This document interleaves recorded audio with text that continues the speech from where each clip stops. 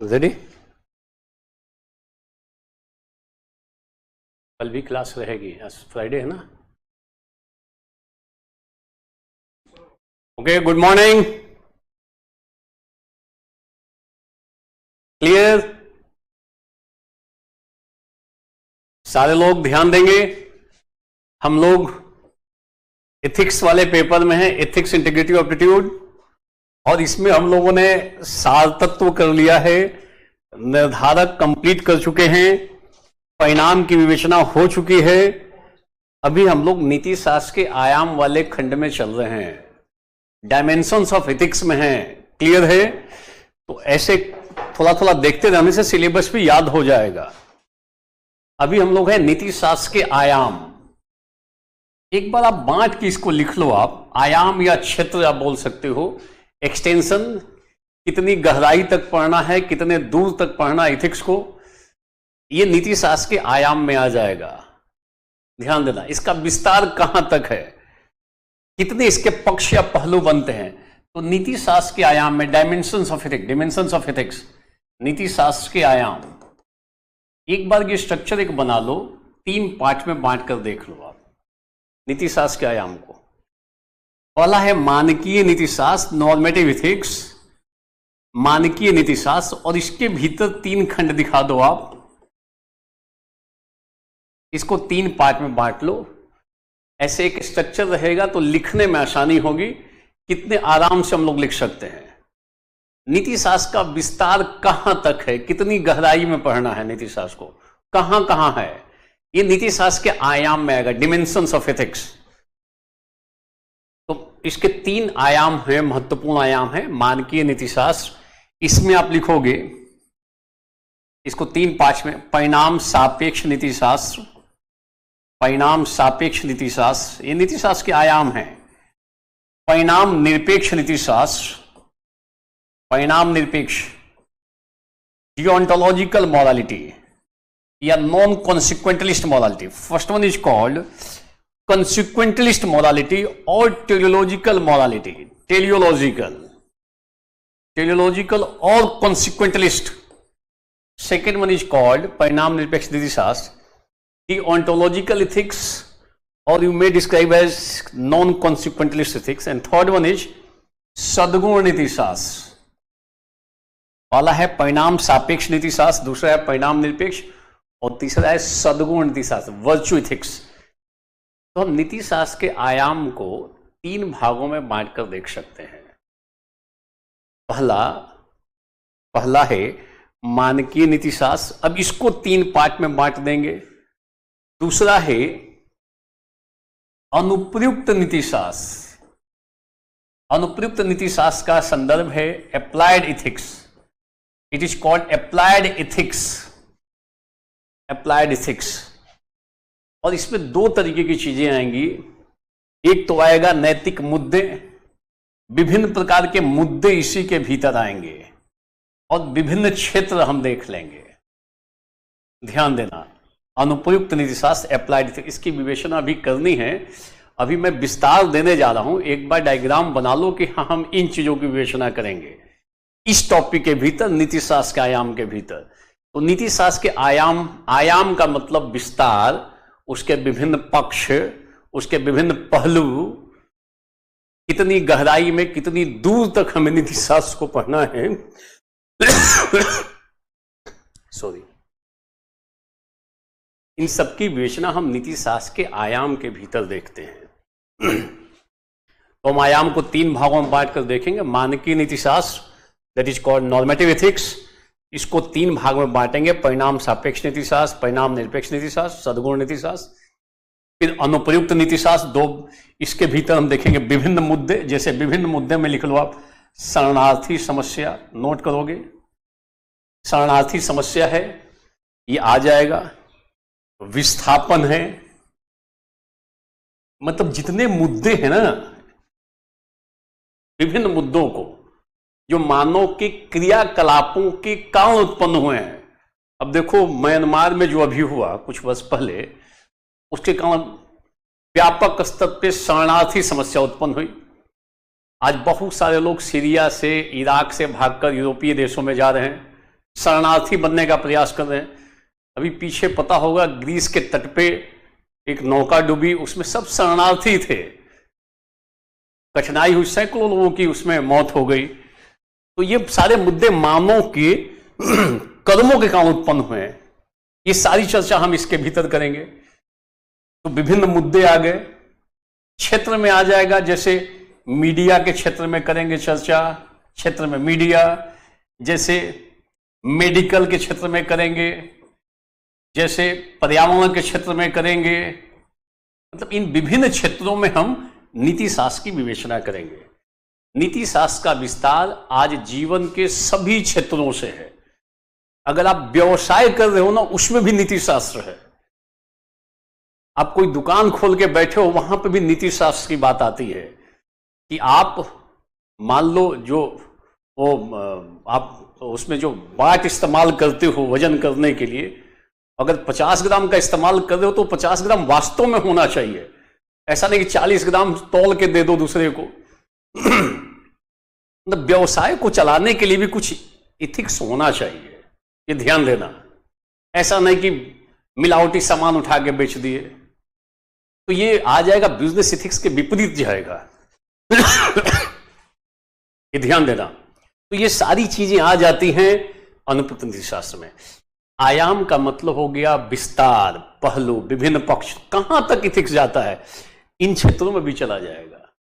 एक मीडिया कर्मियों को गलत न्यूज नहीं दिखाना चाहिए, सेंसिटिव, बहुत ज्यादा सेंसिटिव न्यूज को उठा के सनसनी फैलाने वाला न्यूज नहीं दिखाना चाहिए, अंधविश्वास बढ़ाने वाला न्यूज नहीं दिखाना चाहिए। ओके, गुड मॉर्निंग, अब गुड मॉर्निंग मत लिखो, अब फोकस करो यहां पर। क्लियर? जय हिंद। ओके, तो थोड़ा फोकस करो अब। तो ये हम अनुप्रयुक्त, अब अनुप्रयुक्त नीति शास्त्र क्या है अभी लिखना बाकी है, अंग्रेजी में अप्लाइड इथिक्स, और तीसरा पार्ट है अधिनीति शास्त्र। तो अगर कोई ऐसे पूछे अधिनीति शास्त्र known as meta ethics, meta ethics, अगर कोई पूछे नीति शास्त्र के आयाम का मतलब क्या है, तो बोलो नीति शास्त्र के जो विभिन्न पक्ष हैं, या नीति शास्त्र के जो विभिन्न पहलू हैं, या नीति शास्त्र का विस्तार है, ये नीति शास्त्र के आयाम को दर्शाता है, डिमेंशंस को दर्शाता है, कहां तक विस्तारित है, इसके कौन कौन से पक्ष बनते हैं, वो नीति शास्त्र का आयाम होगा। Dimensions of different aspects, different इसका कितना लेंथ है, कितना विड्थ है, कितना इसका हाइट है, ये सारी बातें आ जाए, लंबाई, चौड़ाई, सब कुछ आ जाएगा, कहां तक इसका विस्तार होगा। और इसको नीति शास्त्र के आयाम को हम 3 भागों में बांटकर देखेंगे, मानकीय नीति शास्त्र, अनुप्रयुक्त नीति शास्त्र, शब्दों को एक बार सारे लोग बोल लेना, ऐसे शब्द पहली बार मिल रहे होंगे, अनुप्रयुक्त, अंग्रेजी में अप्लाइड इथिक्स, और थर्ड वन इज अधिनीति शास्त्र। ऐसे शब्दों का पाला पहले नहीं पड़ा होगा, आपने ग्रेजुएशन कर लिया होगा, कभी ऐसे शब्द सामने नहीं आए होंगे। तो जब नए शब्द आए तो उसको 1 बार 2 बार 3 बार बोल लेना चाहिए, ताकि जुबान पे आ जाए, वो आपके ऊपर आ जाए। ठीक है, क्लियर? तो अब हम लोग मानकीय नीति शास्त्र को देख रहे हैं, और इसके बाद इसके तीनों पक्ष को देख लेंगे, अनुप्रयुक्त नीति शास्त्र की चर्चा करेंगे, फिर लास्ट में अधिनीति। ये कम महत्वपूर्ण है, इसकी ज्यादा विवेचना जरूरत ही नहीं है। अधिनीति शास्त्र, जब प्योर इथिक्स में जाओगे, इथिक्स ही केवल पढ़ना हो, तो फिर वैसी स्थिति में मेटा इथिक्स आ जाता है, विवेचना करना डिटेल से।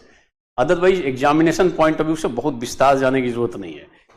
अब देखो मानकीय नीति शास्त्र में क्या होता है, इसमें कोई सिद्धांत आएगा, कुछ नियम आएंगे, कुछ नैतिक मानदंड आएंगे, और इन सिद्धांतों, नियमों, मानदंडों के आधार पर हम डिसाइड करेंगे कौन सा कर्म उचित है, कौन सा कर्म अनुचित है, यानी कौन सा कर्म करना चाहिए और कौन सा कर्म नहीं करना चाहिए। एक बार सारे लोग बोल सकते हो, मानकीय नीति शास्त्र, इंग्लिश में normative ethics, on the basis of some moral theories, moral laws, moral standards, we decide rightness and wrongness of an action. This one is called normative ethics. कुछ सिद्धांतों की स्थापना करेंगे और सिद्धांत प्रूव करेंगे, this one is right and this one is wrong. और क्यों करेंगे ऐसा काम?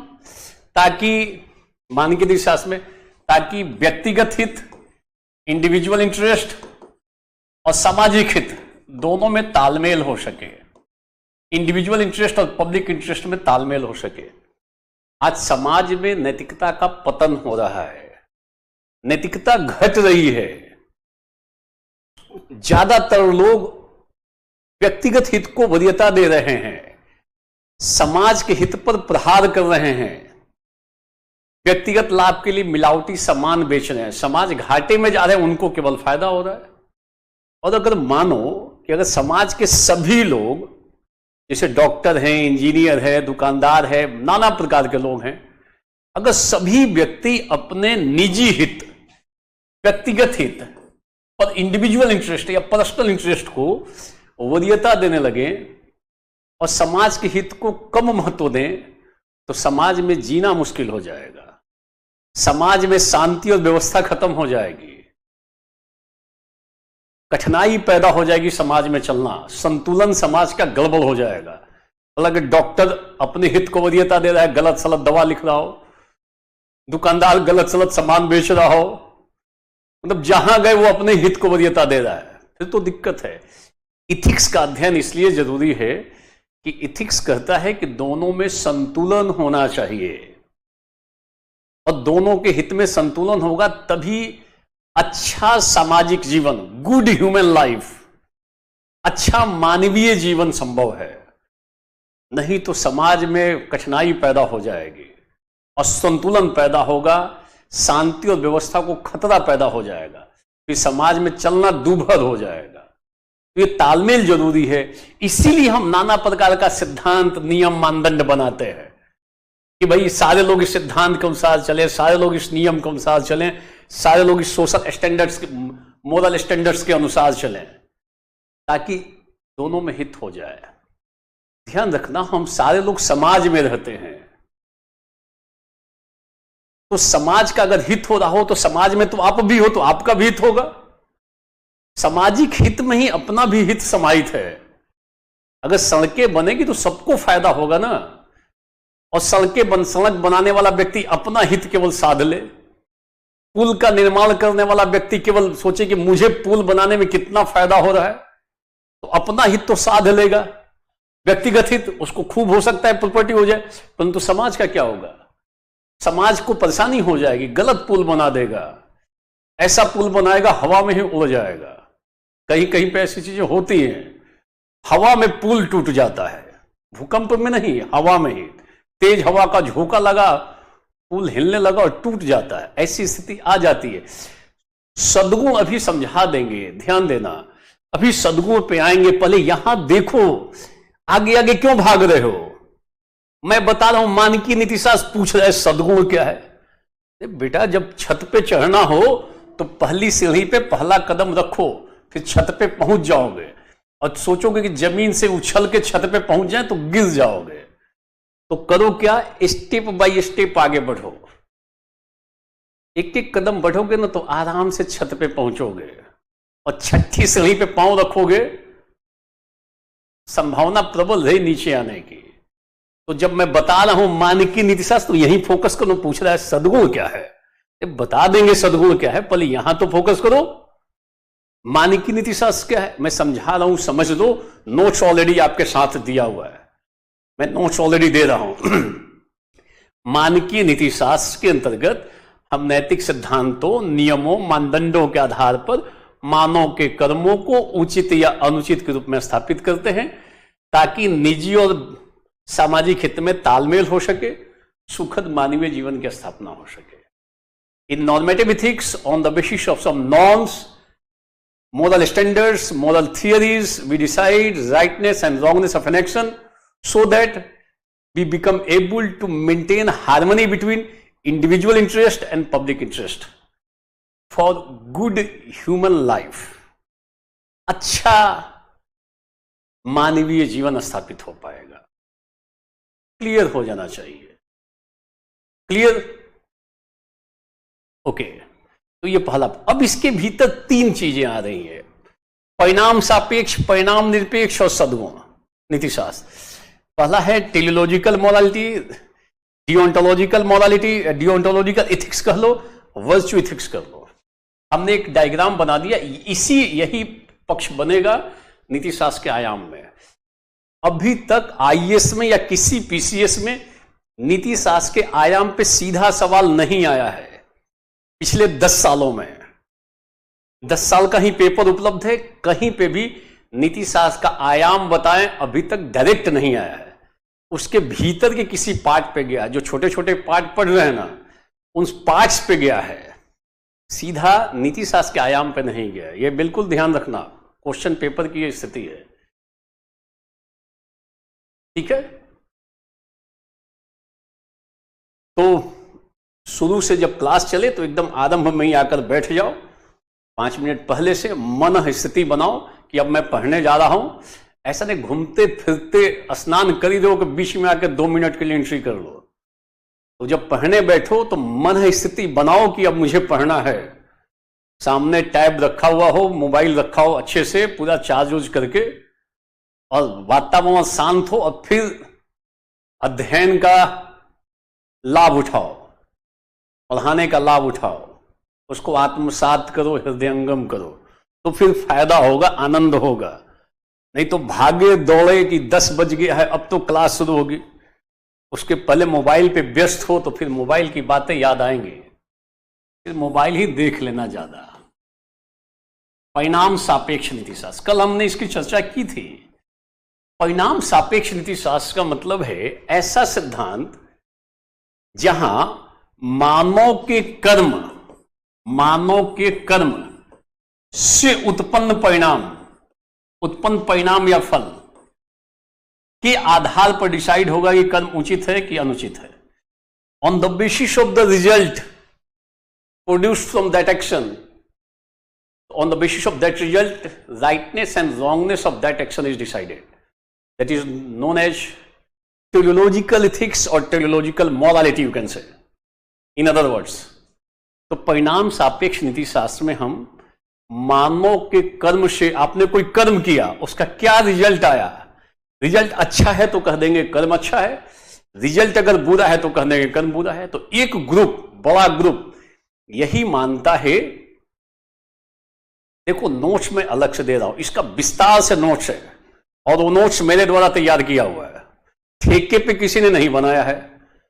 तो हमारे नोट्स को देखो, क्लास का रसास्वादन करो, और आराम से अक्टूबर में पेपर है आईएएस का, तो आईएएस का जिस दिन मेंस का पेपर हो उस दिन मेंस का पेपर लेके बैठ जाना, और फिर हमारे नोट से मिलाना कितनी चीजें उसमें टैली कर रही है, कि जो पढ़े वो सार्थक है कि नहीं है।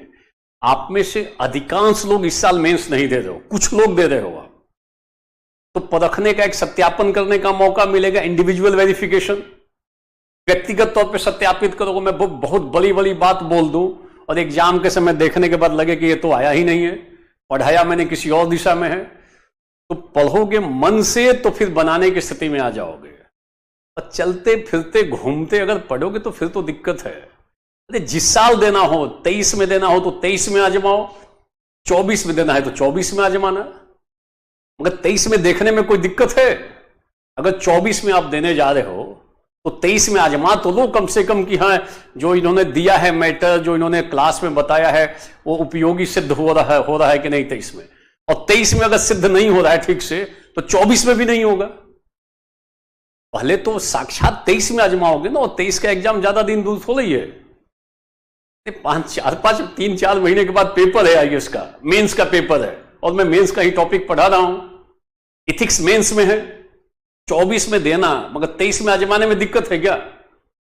बच्चे बने हो क्या कि 23 में नहीं देख सकते? अभी मान के चलो कि 23 का ही एग्जाम दे रहा है, भले ही 24 में देना हो, और 23 के अगर सवाल आपके बनने लगे तो भीतर से कॉन्फिडेंस आ जाएगा कि अरे 23 का सवाल तो मैं बना सकता हूं, तो 24 भी बना लूंगा। तो देखो 23 को भी, भले ही आपको 24 को देना हो, 25 को देना हो, क्या दिक्कत है? मगर 23 को अभी मन स्थिति तो बनाओ। अच्छा, जितनी चीजें अभी पढ़ रहे हो उसके बेस पे 23 का जितना पोर्शन हो सकता है उतना तो देखो। मेरे खंड को तो देख ही सकते हो, और भी खंडों को देखो। कि भाई जो पढ़ाया गया उसके बेस पे हम लिख, क्योंकि इसी सामग्री पे आधारित होकर आप जाओगे 24 में, तो 23 में पहले आजमा लेते हैं, उसका सत्यापन करते। ये अवश्य होना चाहिए, आपकी रणनीति का पाठ होना चाहिए। आप खूब पढ़ो और खूब समझ में आ जाए, खूब खुश भी रहो, आनंदित हो जाओ क्या पढ़ाया इन्होंने, और सवाल न बने तो मामला ठीक नहीं है बेटा। समझ में आए, खुश भी हो गए और सवाल बनने लगे तब तो आनंद। और खूब समझ में आ रहा हो, सवाल न बन रहा हो, इसका मतलब कुछ ना कुछ झोल है, कुछ ना कुछ कठिनाई है। ये दिमाग में गांठ बांध लेना, यही प्रॉब्लम है हिंदी मीडियम के साथ। क्वेश्चन बैंक नहीं रखते हैं सब, उनको लगता है क्वेश्चन अभी तो मैं नया हूं, क्वेश्चन क्यों देखो, पढ़ो, सवाल देखो, सवाल को बारंबार बनाओ। जब जब बनाओगे तब तब भीतर से आवाज आएगी, अब तो आईएएस का मेरा तैयारी ठीक दिशा में चल रही है, क्योंकि आईएएस का उत्तर आप लिख रहे हो, बच्चा वाला नहीं। तो उसके लिए प्रीवियस ईयर का क्वेश्चन पेपर देखो, मैं दे चुका हूं पहले टॉपिक का जो मैं पढ़ा रहा हूं। अच्छा देखो, आप हम लोग नीति शास्त्र के आयाम में पहला है मानकीय नीति शास्त्र, उसके पहला खंड है परिणाम सापेक्ष टेलियोलॉजिकल मॉडलिटी या रिजल्ट ओरिएंटेड मॉडलिटी। इसमें हम मानव के कर्मों से उत्पन्न जो परिणाम है, रिजल्ट है, उसके आधार पर उचित अनुचित का निर्धारण करते हैं। और सिद्धांत जैसे सुखवाद है, लिख लो, सुखवाद, उपयोगितावाद, ये सब विस्तार से देखना है, हम लोग देखेंगे टॉपिक नंबर 5 में। सुखवाद, उपयोगितावाद आदि परिणाम सापेक्ष नैतिक सिद्धांत हैं। They are teleological ethics, they support teleological ethics या टेलियोलॉजिकल मॉरलिटी।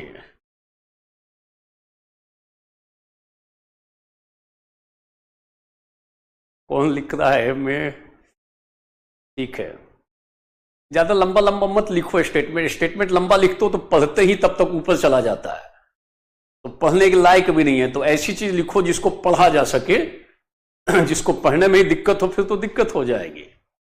ये नोट्स मैं सब दे रहा हूं, ये ध्यान रखना। अभी तक 1.3 तक मैं नोट्स दे चुका हूं। उस नोट्स के बाद अतिरिक्त भटकने की जरूरत नहीं है, मेरे खंड में भटकने की जरूरत नहीं है। जैसे मान लो इट इज कॉल्ड हेडोनिज्म, ये उपयोगितावाद अंग्रेजी में कहलाता है यूटिलिटेरियनिज्म। यूटिलिटेरियनिज्म, तो देखो जैसे मान लो उपयोगितावाद है, उपयोगितावाद यह कहता है कि आपने, मानव ने कोई कर्म किया और कर्म का परिणाम, कैसा परिणाम निकले, अधिकतम व्यक्तियों को अधिकतम सुख मिले। अगर ऐसा परिणाम निकलेगा तो कर्म उचित है, इसमें बाधा पहुंचा रहा है तो कर्म अनुचित है। उपयोगितावाद एक परिणाम सापेक्ष नैतिक सिद्धांत है, अत्यंत महत्वपूर्ण ये सिद्धांत है, ध्यान रखना। इथिक्स का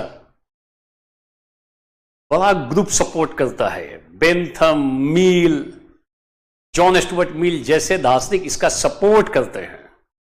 उपयोगितावाद एक परिणाम सापेक्ष नैतिक सिद्धांत है। It's a teleological theory according to which maximum happiness of the maximum number is the criteria to decide rightness and wrongness of an action.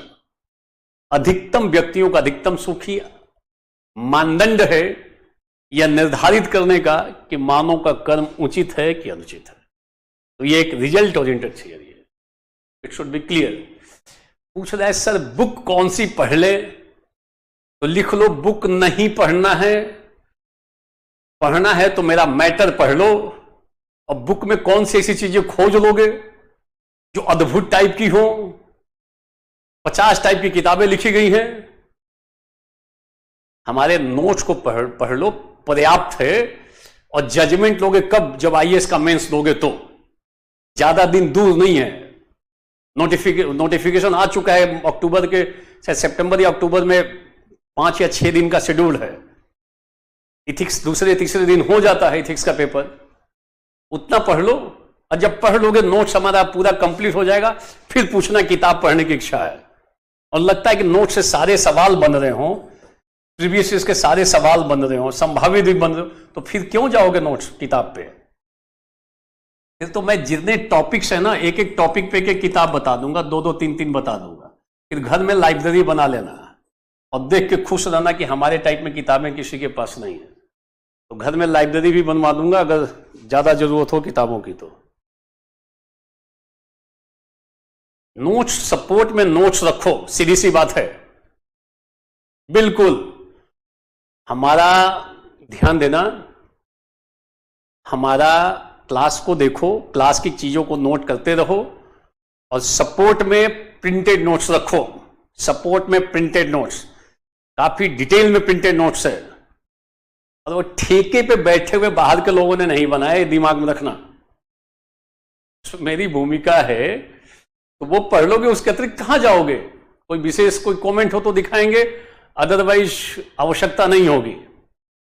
Notes के अलावा कुछ भी नहीं पढ़ना है क्या? तो कुछ भी नहीं पढ़ना है। नोट्स पढ़ लेना मगर ठीक से पढ़ना। मीमांसा मतलब समीक्षा, मीमांसा मतलब विवेचना, ज्ञान की मीमांसा, ज्ञान की समीक्षा, ज्ञान की विवेचना आदि। मीमांसा मतलब समीक्षा। किसी ने पूछा मीमांसा क्या है? ठीक है। नेक्स्ट, मानविकी नीति शास्त्र हो गया। मानविकी नीति शास्त्र के भीतर हमने परिणाम सापेक्ष देखा। दूसरा लिखोगे परिणाम निरपेक्ष नीति शास्त्र, डिओन्टोलॉजिकल इथिक्स। ये पहले वाले पांच में 3 पार्ट था, पहला कर लिया, दूसरे पांच में परिणाम निरपेक्ष। अब देखो, इथिक्स का एक ग्रुप ऐसा है विचारकों का जो कहता है कोई कर्म करते हैं तो कर्म के परिणाम को देखने की जरूरत नहीं है। बड़ा ग्रुप तो कहता है परिणाम ही बताएगा कि सही उचित है कि अनुचित है कर्म। बट एक ग्रुप कहता है परिणाम को देखने की जरूरत नहीं है। आपका जो कर्तव्य है, जो कर्म है, आप कर्तव्य को करते रहिए, रिजल्ट चाहे जो आ जाए कोई अंतर नहीं पड़ता है। अगर आप अपने कर्तव्य का पालन कर रहे हो तो वह उचित है। कांट इसके प्रबल समर्थक हैं जो कहते हैं किसी कर्म का उचित या अनुचित के रूप में निर्धारण परिणाम के आधार पर नहीं किया जाता, बल्कि अंतस्थ मूल्यों या नियमों के आधार पर किया जाता है। अगर आप उन नैतिक नियमों के अनुसार काम कर रहे हो तो कर्म उचित है, रिजल्ट चाहे जो हो जाए। जैसे कांट प्रबल समर्थक, एक्सीलेंट फिलोसफर, एक महान नैतिक दार्शनिक। हम लोग को टॉपिक नंबर 5 में भी कांट पढ़ेंगे। और इथिक्स के कुछ अच्छे विचारकों में कांट की गणना की जाती है। Can't, Immanuel Kant, German philosopher and ethical thinker. Can't कहते हैं कि आप अपने कर्तव्य का पालन कीजिए, रिजल्ट चाहे जो आए। जैसे अगर आपको सत्य बोलना है तो सत्य हमेशा बोलिए। अगर आपके सत्य बोलने से 10-20 लोग मर जाते हो, खत्म हो जाते हो, कोई दिक्कत नहीं है, आप सही काम कर रहे हो, सत्य बोल रहे हो। ये कांट की फिलॉसफी है। कहता अपने कर्तव्य का पालन कीजिए, रिजल्ट को देखिए ही मत क्या रिजल्ट हो रहा है। रिजल्ट पे बल नहीं देना है, कर्तव्य का, जो आपका कर्तव्य है उसका पालन करो।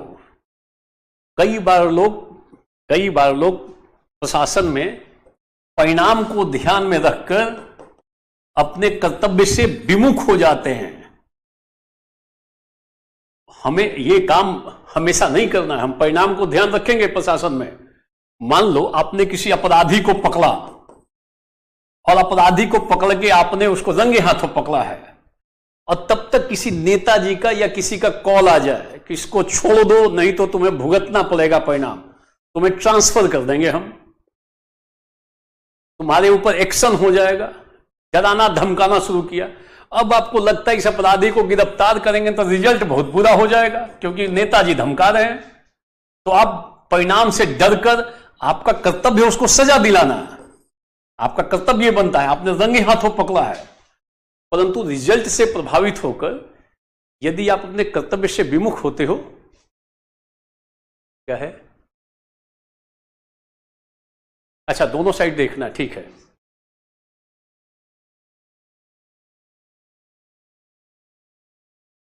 कोई विशेष हो तो वहां रुक के दिखाना ताकि मैं पढ़ सकूं, क्योंकि बहुत तेजी से निकलता है। क्लास नोट्स अभी तक नहीं, क्लास नोट्स मिल जाएगा, मैंने अपने स्तर से क्लास नोट्स दिया है, ध्यान देना। मैंने पीडीएफ भेजा है, अभी तक मैं 3 टॉपिक का पीडीएफ भेज चुका हूं। ध्यान रखना, वो सारे लोग आप लोग डाउनलोड कर लो। पीडीएफ में 1.1, 1.2, 1.3 में दे चुका हूं। नहीं मिला हो तो उससे आप चीजों को कलेक्ट कर लेना, ठीक है। अच्छा, मॉरलिटी और एथिक्स में उसको मैं सुमित इसको बता दूंगा, इसको नोट करके रखो। अभी पहले ये टॉपिक कंप्लीट करो। ये एथिक्स और मॉरलिटी में अंतर मैं बता दूंगा। ये यूपी पीसीएस में अभी 2-3 साल पहले आ चुका है, तो अभी मैं इसको देख लेंगे हम लोग, difference between ethics and morality. इसको दोबारा एक बार रिपीट कर लेना सुमित, ठीक है। इंपॉर्टेंट कोई सवाल होगा मैं उसको जरूर देख लूंगा। क्लियर? फालतू का कमेंट करने की कोई जरूरत नहीं है। क्लियर है? तो नोट्स मिल जाएगा आपको, ये ध्यान रखना। नोट्स में 3 टॉपिक का दे चुका हूं। इंग्लिश मीडियम में भी आज चीजों को मैं प्रयास करता हूं। अच्छा, सन्नी सिंह बोल रहे हैं पीडीएफ आया है सर। Okay, good. तो आ रहा है तो अच्छी बात है। उतना पढ़ लोगे बहुत है ना, वो पर्याप्त है। और कैसे जजमेंट लोगे कि पर्याप्त है? आईएएस का पेपर देखोगे, आईएएस का पेपर होगा ना सितंबर अक्टूबर में, डिसाइड हो चुका है। डेट में कल बता दूंगा कितने तारीख को पेपर होने जा रहा है, उससे मिलाते रहना, सीधी सी बात है। इंग्लिश मीडियम में भी, इंग्लिश मीडियम में नहीं दिया है, ध्यान रखना। हिंदी मीडियम में मैंने कुछ नोट्स दिए हैं 3 टॉपिक के। अभी आज प्रयास करूंगा इंग्लिश मीडियम वालों के लिए भी निकाल दो। क्लियर? आगे बोलते हैं। तो देखो, ये अलग से देख लेंगे सुमित, एथिक्स और मॉरलिटी का अंतर। यहां पे देखो, जरा सा फोकस करो। कांट कहते हैं कि हमें कर्तव्य को ध्यान में रखकर आगे बढ़ना चाहिए। हमें अपने कर्तव्य का सदैव पालन करना चाहिए, सदैव। रिजल्ट चाहे जो आ जाए, परिणाम चाहे जो आ जाए, we should perform our duty always without any exception.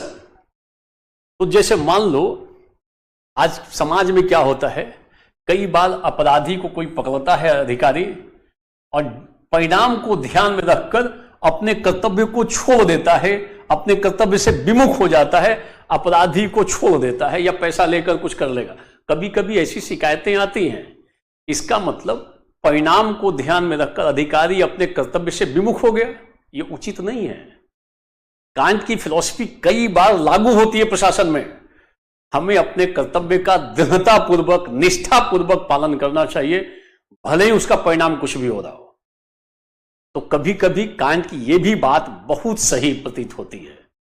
आपका कर्तव्य अपराधी को सजा दिलाना, और आप डर गए, रिजल्ट डर गए कि नेताजी कहीं नाराज ना हो जाए, सीनियर अधिकारी नाराज ना हो जाए, और ऐसे डर कर, भयभीत होकर कि ऐसा रिजल्ट आ सकता है, आपने अपराधी को छोड़ दिया। इसका मतलब आपके अंदर सत्यनिष्ठा नहीं है।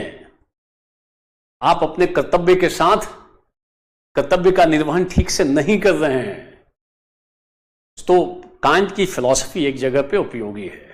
यह कहलाता है परिणाम निरपेक्ष नीति शास्त्र, कि कर्म का उचित या अनुचित होना परिणाम पर निर्भर नहीं करता, बल्कि जो अंतस्थ मूल्य हैं, इंट्रिंसिक वैल्यूज हैं, और जो रूल्स हैं, मॉरल लॉज हैं, we should act according to it. हमें उसके अनुसार काम करना चाहिए। ये परिणाम निरपेक्ष नीति शास्त्र है, और इसके प्रबल समर्थक कांट हैं। कांट को विस्तार से देखेंगे टॉपिक नंबर 5 में। बहुत ही महत्वपूर्ण ये विचारक हैं कांट, ठीक है।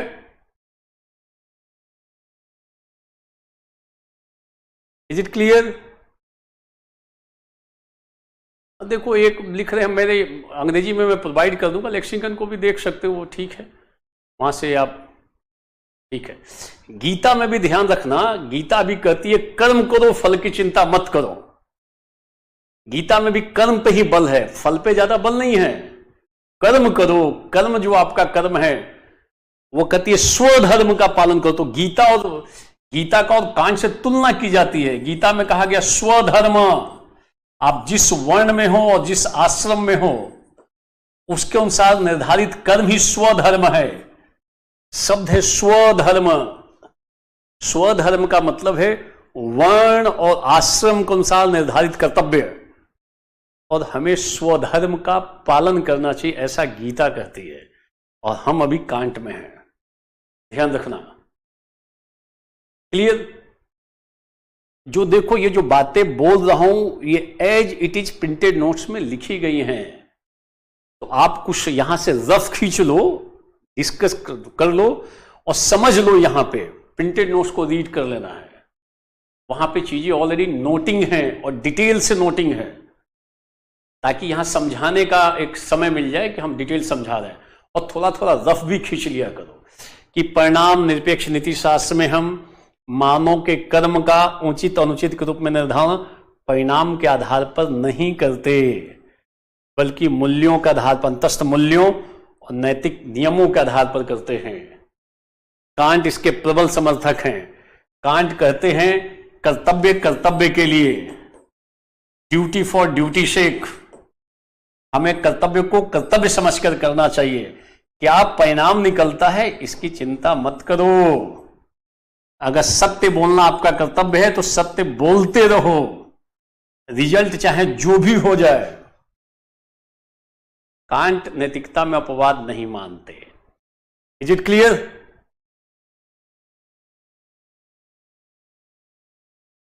तो इज इट क्लियर? कोई प्रश्न हो विशेष तो आप बोल लो। आप अब देखो क्या लिख रहा है, जान से मारने की धमकी दे तो, अरे जान से मारने की धमकी दे तो क्या करोगे? आपको जो कर्तव्य है वो करते रहो। कौन करता है ऐसा? कांट करते हैं। कांट का कहना है कि हमें कर्तव्य को कर्तव्य समझकर करना चाहिए और कभी भी अपवाद भी नहीं। कांट की फिलॉसफी एक्सेप्शनलेस फिलॉसफी है। और तुम ऐसा सवाल क्यों निकाल रहे हो, जान से मारने की धमकी दे तो? आप अधिकारी हो और आपको किसी अपराधी को पकड़ लियो और वो आपको धमकी दे दे तो छोड़ दोगे क्या डर के? कि अपने कर्तव्य का पालन करोगे? नहीं तो सारे अपराधी अधिकारियों को ही धमकाने लगेंगे कि बेटा छोड़ दो नहीं तो मार देंगे। इतना गुण और गंभीर सवाल पूछ रहा है ये कि अगर मारने की धमकी दे तो? ऐसा चलता रहता है प्रशासन में। तो अब जब भी किसी अधिकारी को, कई बार होता क्या है, कई बार कुछ अगर अपराधी पकड़े जाते हैं तो अपराधी जब पकड़े जाते हैं, कोई पुलिस अधिकारी हो मान लो और अपराधी को पकड़ता है, तो अपराधियों का भी अपना नेटवर्क है, अच्छा खासा नेटवर्क है। और कई बार अपराधी पुलिस ऑफिसर को ही धमकाने लगता है कि तुम्हारा तबादला करा देंगे, तुम्हारी फैमिली के साथ ये कर देंगे, वो कर देंगे, धमकाते तो हैं। फिर पुलिस अधिकारी हो तो ऐसी धाराएं लगा देगा, ऊपर से एक धारा और जोड़ देगा पुलिस को धमकी देने की। कई साल तक उनकी स्थिति बिगड़ जाती है। और कई बार पुलिस अधिकारियों की स्थिति रहती है, उनसे बातचीत करते वक्त ये समझ में आता है कि मान लो कोई अपराधी ज्यादा उसका नेटवर्क है, मतलब कई नेताओं से या कुछ और प्रभावी लोगों से, और वो धमकी पकड़ा गया है मान लो अपराधी, और पुलिस अधिकारी को ही धमकी दे रहा है पुलिस ऑफिसर को, अभी तुम्हारा तबादला करा देंगे, अभी तुम्हारे साथ ये कर देंगे। तो ये पुलिस अधिकारी जो थोड़े होशियार होते हैं, ये सबसे पहले अपना मोबाइल ऑफ करता है और ठीक से इनकी व्यवस्था करता है अपराधी की। एफआईआर ठीक से लिखेगा, बढ़िया से एफआईआर लिखेगा, क्योंकि पता है इसका नेटवर्क बहुत जगहों से कॉल आ जाएगा, कई लोगों का कॉल आएगा तो फिर उसके प्रेशर बढ़ जाता है। तो करता क्या है वो अधिकारी, सबसे पहले मोबाइल ऑफ, ठीक से एफआईआर कर दिया और एफआईआर करके इनको बुक कर दिया पहले। उसके बाद मोबाइल ऑन करते ही 4 लोगों का कॉल आएगा कि मेरा आदमी है, तुमने इसको पकड़ क्यों रखा है। फिर वो अधिकारी सॉरी भी बोलता है, सॉरी सर हमको पहले पता ही नहीं चला कि आपका आदमी है, मैंने तो एफआईआर लिख दिया। अब एफआईआर लिख दिया तो उसके बाद तो कुछ होगा ही नहीं, हो गया उनका काम। ठीक है, तो कई बार अधिकारी ये काम करते हैं, इलाज ठीक से करते हैं अगर अधिकारी के अंदर वो संदर्भ है, ताकत है, सामर्थ्य है तो। और ऐसा खूब होता है, पता है कि कॉल कराएगा सीनियर से, तो सीनियर का कॉल आ जाएगा तो थोड़ा नहीं मानने पे संबंध बिगड़ जाता है। मोबाइल ऑफ करके पहले पूरी प्रक्रिया संपन्न, बुक करके भेज दिया, फिर सीनियर का कॉल आया तो सॉरी सर कोई दिक्कत नहीं है, सॉरी सर हमें पता ही नहीं था कि आप ही का आदमी है, हो गया काम। सीनियर को भी पता चल जाता कि होशियार आदमी है। और एफआईआर जब लिख ही चुके हो तो फिर उसके बाद क्या कर सकता है सीनियर भी। तो ऐसा खूब होता है प्रशासन में। तो ये मत कहो कि धमकी देता है, धमकी देने का मतलब आप बदल जाओगे। अगर कर्तव्य में कुछ गलत हो रहा तो कर्तव्य का मतलब भी होता है जो किया जाना चाहिए, तो वहां गलत सलत की बात ही नहीं है। आप अपने कर्तव्य का पालन करो दृढ़तापूर्वक, निष्ठा के साथ। जो आपका कर्तव्य निर्धारित है वो कर्तव्य का पालन करो, क्या दिक्कत है इसमें? आप ये मान के कैसे चलोगे कर्तव्य कर रहे हो और गलत हो रहा है? जो किया जाना चाहिए, जो आपसे अपेक्षा है, उस कर्म को करो, फिर क्या दिक्कत है? ऐसा होता है, कई बार ऐसे अधिकारी करते हैं। ठीक है, आगे बोलते हैं। दूसरा पॉइंट, सद्गुण नीति शास्त्र। नोट करोगे, सद्गुण, वर्च्यू एथिक्स, सद्गुण नीति शास्त्र। इसके समर्थक जो हैं सद्गुण नीति शास्त्र के, पहले यह समझ लो सद्गुण होता क्या है। देखो, जब हम अच्छे कर्मों का, अच्छे कर्म, गुड डीड्स का, उचित कर्मों का लगातार अभ्यास करते हैं, लगातार अभ्यास, जब हम अच्छे कर्मों का लगातार प्रैक्टिस करते हैं, if you are going to practice right deeds again and again and again, तो आपके भीतर एक बहुत अच्छा गुण विकसित होता है, नैतिक गुण, जिसे सद्गुण कहा जाता है, वर्च्यू। समाज में सद्गुणी लोगों की संख्या कम है, ध्यान करना। मतलब ऐसे लोग, सद्गुणी आदमी वो कहलाएगा जिसने अच्छे अच्छे कामों की लगातार प्रैक्टिस करके उसे आदत बना लिया है। आदत, अब उसकी आदत हो गई है अच्छा काम करने की। कितने लोगों की आदत है अच्छा काम करने की समाज में? कई लोग जानबूझ के कभी कभी अच्छा काम करते हैं ताकि पब्लिक समझे कि बहुत अच्छा आदमी है। आदत नहीं है उसकी, आदत तो कुछ और पड़ी हुई है। गलत काम करने की आदत पड़ी हुई है, झूठ बोलने की आदत पड़ी हुई है। तो हम किस आदमी को वर्चुअस पर्सन कहेंगे? Which person who has practised a lot good deeds की, जिसने प्रैक्टिस कर रखी है और उसको हैबिट बना लिया है। आदत एक दिन में नहीं बनती है, ध्यान रखना। आदत के लिए प्रैक्टिस जरूरी है। अब प्रैक्टिस किसकी? अच्छे कर्मों की। हम उस आदमी को कहेंगे सद्गुणी आदमी है। कैसा आदमी है? सद्गुणी। तो जिसने अच्छे कर्मों की प्रैक्टिस कर रखी है, जिसने अच्छे कर्मों की प्रैक्टिस कर रखी है, वही व्यक्ति सद्गुणी व्यक्ति है। और समाज में ऐसे लोगों की सख्त कमी है। हमें प्रशासन में कैसे अधिकारी चाहिए? हमें प्रशासन में ऐसे लोग चाहिए, सद्गुणी लोग चाहिए, ऐसे अधिकारी चाहिए जिन्होंने शुरू से अच्छा अच्छा काम करके, प्रैक्टिस करके उसकी आदत बना ली है। उसको जहां पे भेजोगे, क्योंकि उसकी आदत है अच्छा काम करने की, वहां जाते ही अच्छा काम शुरू कर देगा। और जिसको बुरा काम करने की आदत पड़ी है ना, उसको स्विट्जरलैंड में भी भेजोगे तो वहां पे भी कुछ गलत करेगा, क्योंकि आदत पड़ी है उसको गलत काम करने की। जिस स्थान पे जाएगा वहां पे गलत करेगा वो।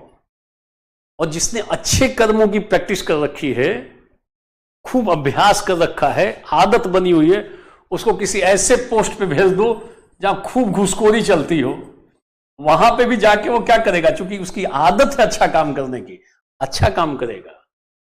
हमें प्रशासन में सद्गुणी लोग चाहिए।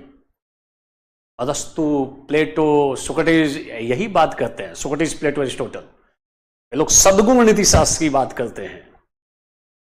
ज्यादातर लोग जीवन में अच्छे काम की भी कुछ प्रैक्टिस की है, बुरे काम की भी प्रैक्टिस की है, दोनों का प्रैक्टिस कर रखा है।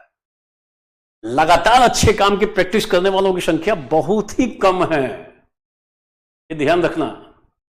तो सद्गुण नीति शास्त्र यह कहता है कि हमें कर्म को मत देखो, कर्म कैसा हो रहा है, आदमी को देखो, जो आदमी कर्म कर रहा है।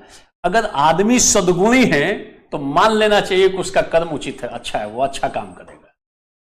तो सद्गुण नीति शास्त्र कहता है कर्म के रिजल्ट को मत देखो, आप देखो कि आदमी कौन सा आदमी है।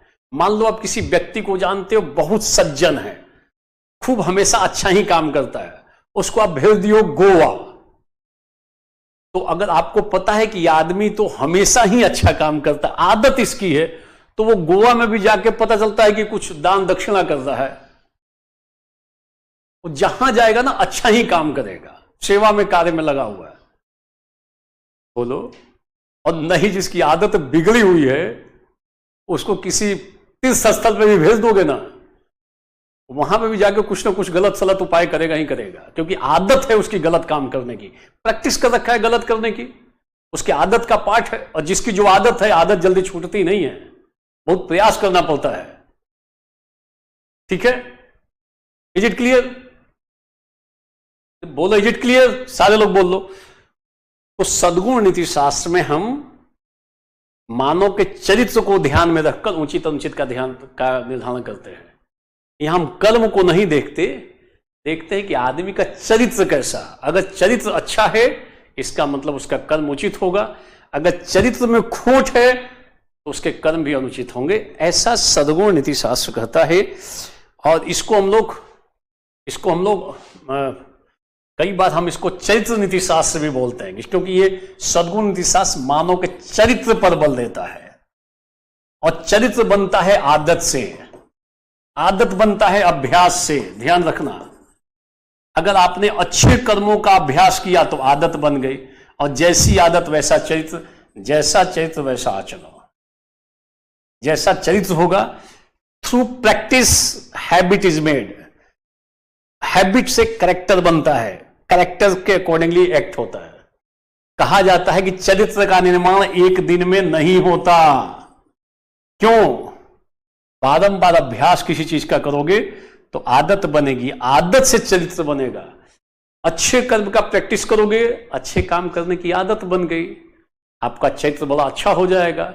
और बुरे काम करने की प्रैक्टिस कर लोगे तो प्रैक्टिस अगर आपने बुरा काम करने की कर ली तो आदत बन गई, चरित्र डेवलप हो जाएगा।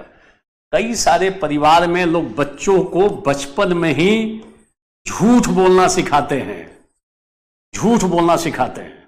कई सारे दुकानदार अपने बच्चों को झूठ बोलने की आदत सिखा देता है, मिलावटी सामान बेचने की आदत सिखा देता है। और बेटा खूब झूठ बोलकर कमाना शुरू करता है ना, नया नया यंग, तो उसका पिता बड़ा खुश रहता है कि ये तो हमसे भी एक कदम आगे है। कितना ये झूठ बोल के बेच लेता है, किसी किसी ग्राहक को मिलावटी सामान बेच लेता है। ध्यान रखना, आज तो आपने गलत सिखा दिया, बुढ़ापे तक आपको ग्रिप में ले लेगा, वो पक्का ग्रिप में लेगा। आपने उसको गलत आदत सिखा रहे हो, झूठ बोलने की आदत सिखा रहे हो, ये उस आदत अब प्रैक्टिस कर लेगा, अभ्यास कर लेगा तो फिर आदत हो जाएगी। और आदत हो गई तो उसका चरित्र हो जाएगा गलत काम करने का। आपको क्या लगता है बुढ़ापे में आपकी अगरबत्ती दिखाएगा क्या वो? आपने आदत ही ऐसी ऐसी डाल दी बचपन में कि वो आदत है तो उसका चरित्र बन जाएगा। बाद में आप अपेक्षा करोगे बड़ा आदर्शवान पुत्र हो जाए, कैसे होगा? कठिनाई तो पैदा करेगा वो आपके। बचपन में आपने झूठ बोलने की प्रैक्टिस करा दी है, फिर झूठ बोलना शुरू कर देगा, जाएगा कॉलेज में और चला जाएगा सिनेमा देखने, और सिनेमा हॉल में पिताजी का कॉल आ जाएगा कि बेटा हो कहां पे। सीधे बोलेगा पढ़ाई कर रहे हैं, डिस्टर्ब मत कीजिए अभी। आदत एकदम नेचुरली बोलेगा, बिना सोचे समझे बोलेगा। आदत बन गई ना झूठ बोलने की, उसके लिए उसको थोड़ी भी कठिनाई, बड़े कॉन्फिडेंस के साथ बोलेगा पढ़ाई कर रहे हैं, क्यों गलत समय पे आप कॉल कर रहे हैं, है सिनेमा हॉल के भीतर बैठा हुआ। और कई लोग जो नया नया झूठ बोलता है ना, उसके आवाज से पता चल जाता है कि झूठ बोल रहा है। और कई सब जो प्रैक्टिस कर चुके हैं वो तो आराम से झूठ बोलते हैं, पता ही नहीं चलता झूठ बोल रहा है, प्रैक्टिस कर चुका है ना। कभी भी बच्चों को गलत चीजों की प्रैक्टिस मत कराओ। अगर आपने गलत चीजों की प्रैक्टिस करा रहे हो तो अपने आगे के जीवन के लिए कठिनाई मोल रहे हो, यह दिमाग में डाल लेना। एथिक्स इस बात की शिक्षा देता है, ठीक है?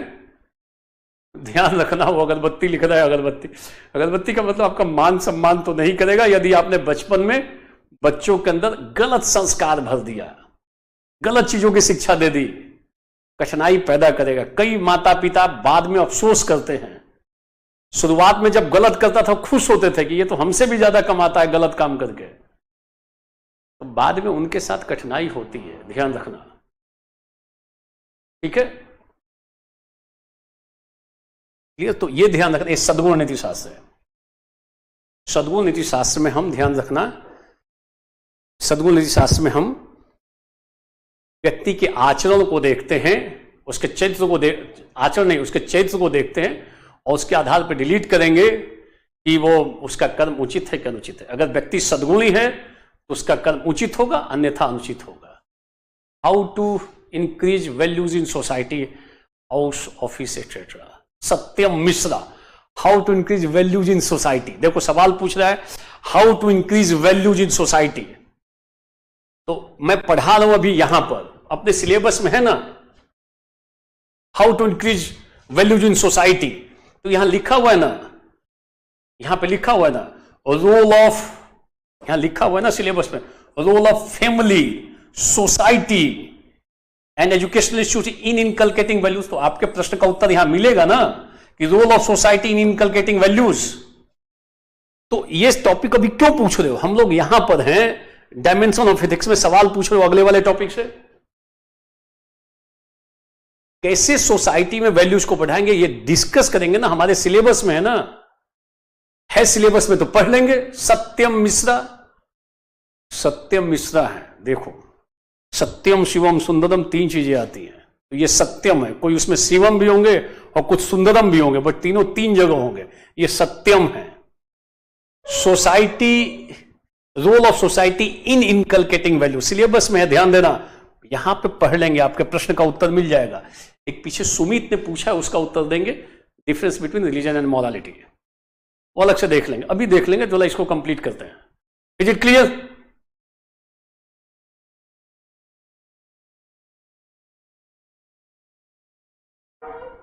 अब देखो जैसे मैं पढ़ा रहा हूं तो एक लिख रहा है कि सर यहां बहुत तेज बारिश हो रही है, तो बेटा बारिश पे क्यों ध्यान दिए हो, पढ़ो ना घर में, डिस्टर्ब तो नहीं हो रहा है ना, बारिश होने दो। इसको बोलते हैं तितिक्षा। जब आप लक्ष्य की सिद्धि में लगे हो ना, लक्ष्य की सिद्धि में, आपका लक्ष्य है आईएएस बनना, और लक्ष्य की सिद्धि के क्रम में आपको कई बार बहुत अधिक ठंड लगेगी, कई बार बारिश होगी, कई बार बहुत गर्मी लगेगी, कई बार कुछ और चीजें हो सकती हैं, और ठंड बाढ़ बारिश में भी अगर आप लक्ष्य में लगातार लगे हुए हो तो लक्ष्य की प्राप्ति अवश्य होती है जीवन में, ये ध्यान रखना। ये शंकराचार्य भी कहते हैं, इसको बोलते हैं तितिक्षा। सर्दी, गर्मी, धूप, बारिश, कुछ भी हो रहा है, लक्ष्य लगा हुआ है। नहीं तो बारिश हो रही तो जाके बाहर में बैठ के बारिश में स्नान कर लो, और क्या करोगे। बार बार लिख रहा है सर हमारे पास जम के बारिश हो रही है, इसका ध्यान पढ़ने से ज्यादा बारिश पे है, तो लगता है तो बारिश में ही पहले घूम के आ जाओ, फिर बाद में इसका पढ़ लेना। इसको बोलते हैं तितिक्षा। कितनी भी गर्मी हो रही है, पढ़ाई हो रही है तो हो रही है, पसीना टपकने दो, लक्ष्य की प्राप्ति आसान है, ये ध्यान रखना। और नहीं तो थोड़ा सा ठंड लगे, पढ़ाई लिखाई बंद, ऐसा होगा लाइफ में, तो ध्यान देना इस चीज को। क्लियर? अभी इस टॉपिक को कंप्लीट करते हैं, फिर तुरंत हम लोग वो एक सवाल, वो इंपॉर्टेंट सवाल है difference between ethics and morality, उसको देख लेंगे। देखो दूसरा है अनुप्रयुक्त नीति शास्त्र, अनुप्रयुक्त अप्लाइड एथिक्स, अनुप्रयुक्त नीति शास्त्र अप्लाइड एथिक्स। ठीक है, अच्छे समझ में आ रहा है, बिल्कुल सही। अब थोड़ा ध्यान देके पढ़ोगे ना तो सब समझ में आएगा, थोड़ा ध्यान देके पढ़ो, शांति से पढ़ो, और जब पढ़ते वक्त ना मन वहीं पे लगा रहे, फिर तो बहुत आसानी से हो जाएगा। ये कोई कठिन नहीं है, बट यहां सतर्क रहना है और ध्यान देना। जितना पाठ आप पढ़ रहे हो, ये 250 नंबर है, सबसे बड़ा खंड है ये एथिक्स इंटीग्रिटी एप्टीट्यूड का। और सारे खंड कितने हैं भाई, अब ज्योग्राफी पढ़ रहे हो 90 मार्क्स का है, 100 मार्क्स का है, इतिहास पढ़ रहे हो लगभग 75 मार्क्स का है, जिसमें हम बहुत ज्यादा समय देते हैं, ये 250 नंबर है। और जितने आईएएस बने हैं ना, दिमाग में रख लेना, जितने लोग आईएएस बने हैं, ऊपर के रैंक में आए हैं, उनके आईएएस बनने में इथिक्स की, एसे की और उनके ऑप्शनल सब्जेक्ट की प्रबल भूमिका है। जिन्होंने यहां पे बहुत अच्छा नंबर पा लिया वो आईएएस बने हैं। और थोड़ा भी लगे कि कठिनाई है तो पहले जाके आईएएस का नंबर देखो, जो ऊपर के टॉप रैंकर हैं, कि आखिर उनको कहां पे नंबर ज्यादा मिला है जिसके कारण वो टॉप रैंक में है। अपना विवेक इस्तेमाल करना है आपको। केवल मैं बोलूं भी तब पर भी वेरीफाई करो कि हाँ ये बात सही है कि नहीं। किस एरिया पे फोकस करके नंबर खींच सकते हो ये आपको पता होना चाहिए, नहीं तो छोटे खंड में उलझ के बहुत सारा समय दे सकते हो। ये बिल्कुल दिमाग के भेजे में आ जाना चाहिए, दिमाग में या भेजे में। तो फिर हमेशा आपका अप्रोच प्रोफेशनल अप्रोच रहेगा पढ़ाई में। जहां ज्यादा नंबर आ रहा है वहां ज्यादा समय देंगे, जहां कम नंबर है उसी अनुपात में देंगे, तो फिर रास्ता हमेशा सटीक बना रहेगा। ये इंग्लिश मीडियम वाले में मैं देखता हूं ज्यादा प्रोफेशनलिज्म है, आला दर्जे का। वो देख लेता है कि हाँ ये 10 नंबर का, इसमें तो हम 1 हफ्ता समय देंगे, ज्यादा समय नहीं देंगे, ये ज्यादा नंबर मिल रहा है, यहां थोड़ा विशेष ध्यान देंगे। 250 मार्क्स का है, ध्यान रखना ये पार्ट। ठीक है, अच्छी बात है। अब एक बारिश के बाद बिजली पे भी चला गया कि बारिश भी हो रही है, बिजली भी चमक रही है। अच्छी बात है, बारिश और बिजली दोनों का आनंद। कितना अच्छा माहौल होगा, बारिश हो रही है, बिजली चमक रही है, आईएएस की पढ़ाई हो रही है, क्या सुंदर दृश्य होगा। आप इतना ध्यान लगा के बैठे हो, ईश्वर भी खुश हो जाएगा। ये देखो बारिश चमक रही है, बिजली कड़क रही है और ये आईएएस की तैयारी बच्चा कर रहा है। बेहतरीन माहौल होगा, सुंदर माहौल, ये सुनो, अद्भुत रमणीय दृश्य होगा, रमणीक। फोटो खींच के भेज दो अपने मित्रों को कि देखो बारिश और बिजली में भी मैं पढ़ रहा था, इथिक्स की तैयारी कर रहा था। गुड, वेरी गुड, जानदार तुम्हारा रवैया है। आगे बढ़ते हैं, ध्यान देना। नेक्स्ट है अनुप्रयुक्त नीति शास्त्र। और देखो जो मैं टॉपिक पढ़ाऊंगा, जैसे पहला टॉपिक एक बार कंप्लीट होने दो, फिर हम सवाल पे आ जाएंगे, क्वेश्चंस पे। अभी तो 5वां 6ठा दिन है, शायद 6ठा 7वां दिन है। ये पहला वाला टॉपिक लगभग 10 डेज के आसपास जाएगा, उसके बाद हम सवाल पे डिस्कस कर देंगे, ताकि एक बनता रहे मेंटल मैप कि हाँ इस प्रश्न का उत्तर ऐसे लिखना है, इस प्रश्न का उत्तर ऐसे लिखना है। नोट्स तो देखो प्रैक्टिस करो सीधे सीधे। आईएएस के सवाल पे प्रैक्टिस आप सबको करना है। आप सीधे पढ़ो, आईएएस का सवाल उठाओ, मॉडल आंसर मैं देता रहूंगा, उसके बेस पे उत्तर लिखने का प्रयास करो। 150 शब्द और 250 शब्द के सवाल आ रहे हैं, पहले दिन ही मैं बता चुका हूं। ठीक है, किसी दिन मैं दिखाऊंगा ना मेरे पास कितने आईएएस बने हुए हैं। सैकड़ों स्टेटमेंट्स हैं हमारे हैंड रिटन हमारे फेवर में। वो शायद मुखर्जी नगर में शायद किसी के पास होगा जितना मैं स्टेटमेंट। कोई ज्यादा मुझे चैलेंज देगा तो एक दिन उठा के पूरी क्लास में केवल यही दिखाते रहेंगे कि कितने आईएएस कितना स्टेटमेंट मेरे फेवर में लिखे हुए हैं, फिर बहुत लोगों को शांति मिल जाएगी। ध्यान रखना, अनुप्रयुक्त नीति शास्त्र नोट करोगे, अप्लाइड एथिक्स। अप्लाइड एथिक्स देखो, अनुप्रयुक्त नीति शास्त्र में हम करते क्या है, इसमें मानव के क्रियाकलापों के कारण जो समस्याएं उत्पन्न हुई हैं और जो अभी समस्याएं बड़ी प्रभावी हैं, उनका हम इथिकल सॉल्यूशन ढूंढते हैं। We try to find ethical solutions of those problems which are arise due to misdeeds of human beings, due to sinful activities of human beings। इसमें हम ऐसी समस्याएं जो अभी ज्वलंत हैं, ज्वलंत काफी मतलब एक वो समस्याएं प्रचलन में है, और जो मानव के कर्म के कारण हुई है। मानव के कर्म, कौन सा कर्म? अनुचित कर्म, और जिसके कारण समस्याएं पैदा हुई हैं। इन समस्याओं का हम नैतिक समाधान ढूंढते हैं। नैतिक समाधान, नैतिक समाधान का मतलब हो क्या करना चाहिए और क्या नहीं करना चाहिए। तो नोट कर लो, अनुप्रयुक्त नीति शास्त्र में हम तात्कालिक महत्व की व्यावहारिक समस्या का, अनुप्रयुक्त नीति शास्त्र में हम तात्कालिक महत्व की व्यवहारिक समस्या का नैतिक समाधान ढूंढने का प्रयास करते हैं।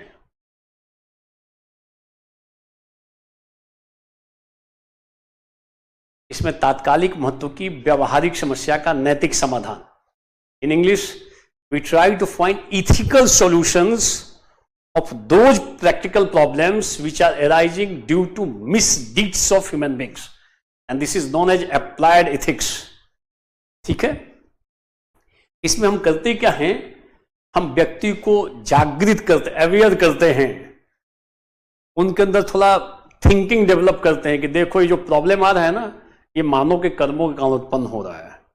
जैसे मान लो आतंकवाद है, आतंकवाद है, तो एक इसका तो निपटारा होता है जो अलग से हम करते हैं, फोर्स का इस्तेमाल करते हैं, बल का इस्तेमाल करते हैं, या तो उनको सरेंडर के लिए विवश करते हैं या एलिमिनेट कर देते हैं आतंकवादियों को, या तो समर्पण कर दो या फिर सीधे सीधे उनके साथ अलग रवैया अपनाया जाता है। आतंकवाद किसके कारण उत्पन्न हो रहा है? मानव के कर्मों के कारण। कौन से कर्म? अनुचित कर्मों के कारण। और ये समस्या है। और हम अब इथिक्स में करेंगे क्या, हम ये देखेंगे क्या करना चाहिए, क्या नहीं करना चाहिए। आतंकवाद एक ज्वलंत मुद्दा है, जैसे पर्यावरण प्रदूषण है, पर्यावरण प्रदूषण। हम इसमें इथिक्स में जब आएंगे तो चर्चा करेंगे आखिर हमें क्या करना चाहिए पर्यावरण की रक्षा के लिए, क्या नहीं करना चाहिए। इथिक्स में आ गए, एनवायरमेंटल इथिक्स आ जाता है, ये ध्यान करना। जैसे पर्यावरण प्रदूषण है, जैसे भारत में लिंग भेद की समस्या है, महिलाओं के साथ भेदभाव है, जाति भेद की समस्या है भारत में, ये कास्ट डिस्क्रिमिनेशन है, ये सारी समस्याएं हैं। क्लिनिकल ट्रायल की समस्या है। क्लिनिकल ट्रायल ये कभी भी शब्द बन सकता है, क्लिनिकल ट्रायल। आज कई जगहों पे हॉस्पिटल्स में या डॉक्टरों को मिलाकर क्लिनिकल, गलत तरीके से क्लिनिकल ट्रायल किया जा रहा है। बड़ी बड़ी कंपनियां दवाओं की खोज के क्रम में पता चलता है कि दूर दराज के गांव में चली गए, उनके रिप्रेजेंटेटिव्स डॉक्टर्स को मिला लिया और उसको दवा देगा कि इन दवाओं का परीक्षण करना है। कोई आया है बुखार से पीड़ित, डॉक्टर साहब ने बुखार की दवा के साथ साथ एक दवा और दे दी जिसको उसको जरूरत नहीं थी। अब असर देखा जाता है इस दवा को खाने के बाद इस व्यक्ति पे क्या असर पड़ रहा है। भारत में ऐसी खूब चीजें हो रही हैं, लोग ऐसी ऐसी दवाएं खा रहे हैं, उनको पता नहीं है, जरूरी नहीं है, तो ट्रायल चल रहा है। ध्यान देना, दवाओं की खोज और परीक्षण बड़ा महंगा कार्य है, बहुत ही कॉस्टली एक्टिविटी है, बहुत इसमें खर्च होता है। भारत जैसे देश में जहां अभी भी अवेयरनेस कम है, जागरूकता कम है, कई जगहों पे डॉक्टरों को मिलाकर रिप्रेजेंटेटिव पहुंचा हुआ है बड़ी कंपनी का, और वो दवाओं का परीक्षण हो रहा है कि इस दवा का क्या क्या असर हो रहा है व्यक्ति पे। वो कोई ऐसा आया है किसी और दवा के इलाज के लिए, रोक के उसको खिलाया जा रहा है कोई और दवा, और उसको बुलाता रहेगा कि हर एक हफ्ते आते रहो, ताकि उसको देखा जा सके उसके बॉडी में क्या क्या परिवर्तन हो रहा है। तो कम खर्चे में ही रिसर्च कंप्लीट हो जाता है। ऐसी रिपोर्ट हमेशा आती है, ध्यान देना। आप नेट पे चेक करोगे, पिछली बार जयपुर में कई सारे हॉस्पिटल्स में ऐसी घटनाएं हुई, एक्शंस भी हुआ वहां पर। क्लिनिकल ट्रायल ये नैतिक मुद्दा है, मानव के गलत कर्मों के कारण। अब जैसे कभी कभी ना इसके लिए आदमी स्वेच्छा से उपलब्ध रहता है, फिर पैसा भी वो लेता है कि हमारे ऊपर आप ट्रायल करो, नई मेडिसिन खोजनी है तो। बट कई बार व्यक्ति को बिना बनाए उसके ऊपर ट्रायल कर लिया जाता है, अनैतिक काम है। सामने वाले को पता नहीं है कि कौन सी दवा मुझे खिला रहा है, मेरे ऊपर ट्रायल चल रही है। तो इसको आपको लिखना है, ठीक है, समझ में आया? तो इसको आप लिख सकते हो। तो ये सारी बातें आ जाएंगी। जैसे नक्सलवाद भी, इसका हम लोग नैतिक समाधान ढूंढ रहे हैं, क्या होना चाहिए।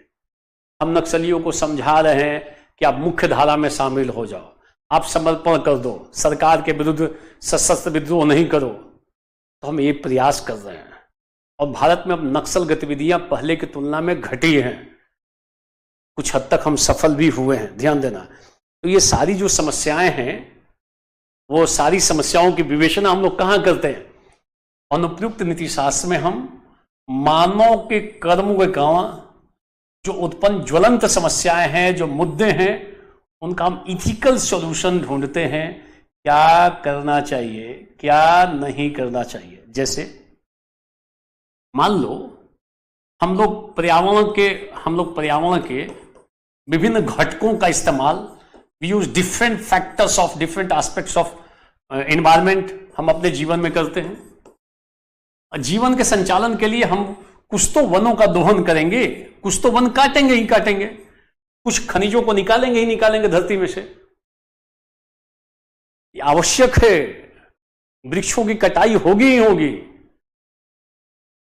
परंतु वृक्षों को काटने के साथ साथ अगर हम अलग से वृक्ष लगाते भी रहेंगे तो भावी जीवन पे कोई समस्या नहीं होगी, भावी पीढ़ी पे। तो हम दोहन भी करें तो ऐसा कि आगे वाली पीढ़ी ठीक से रहे। तो इति नीति शास्त्र कहेगा कि ऐसा नहीं है कि मानव के विकास को रोक दिया जाए पर्यावरण की रक्षा के लिए, और ऐसा भी नहीं है कि पर्यावरण को खत्म करते रहे और विकास होता रहे। क्योंकि दो ग्रुप आता है, एक ग्रुप कहता है विकास की थोड़ी गति कम कर दो, पर्यावरण की रक्षा करो। ये पर्यावरणवादी जो होते हैं, इन्वायरमेंटलिस्ट, पर्यावरणवादी पर्यावरण की रक्षा पे बल देंगे, क्योंकि थोड़ा विकास कम कर लो, गति घटा लो, पर्यावरण की रक्षा करो। एक ग्रुप कहेगा विकास तो होना ही चाहिए, ये तो क्षति होगी ही होगी, क्षति भले पहुंचे, विकास की गति को और बढ़ाओ। दो ग्रुप हो गए। तीसरा ग्रुप ऐसा करो कि हम भी बचे रहें, पर्यावरण भी बचा रहे, दोनों बचे रहे, विकास भी होता रहे, पर्यावरण की रक्षा भी होती रहे, तो सतत विकास। तो इथिक्स कहेगा सतत विकास होना चाहिए, हम भी रहें, वन भी बने रहे, पर्यावरण भी रहे, हम भी रहे, विकास भी होता रहे। तो सतत विकास साथ साथ हो, मतलब प्रकृति और मानव दोनों, मानव भी रहे और प्रकृति का भी अस्तित्व दोनों साथ साथ रहे।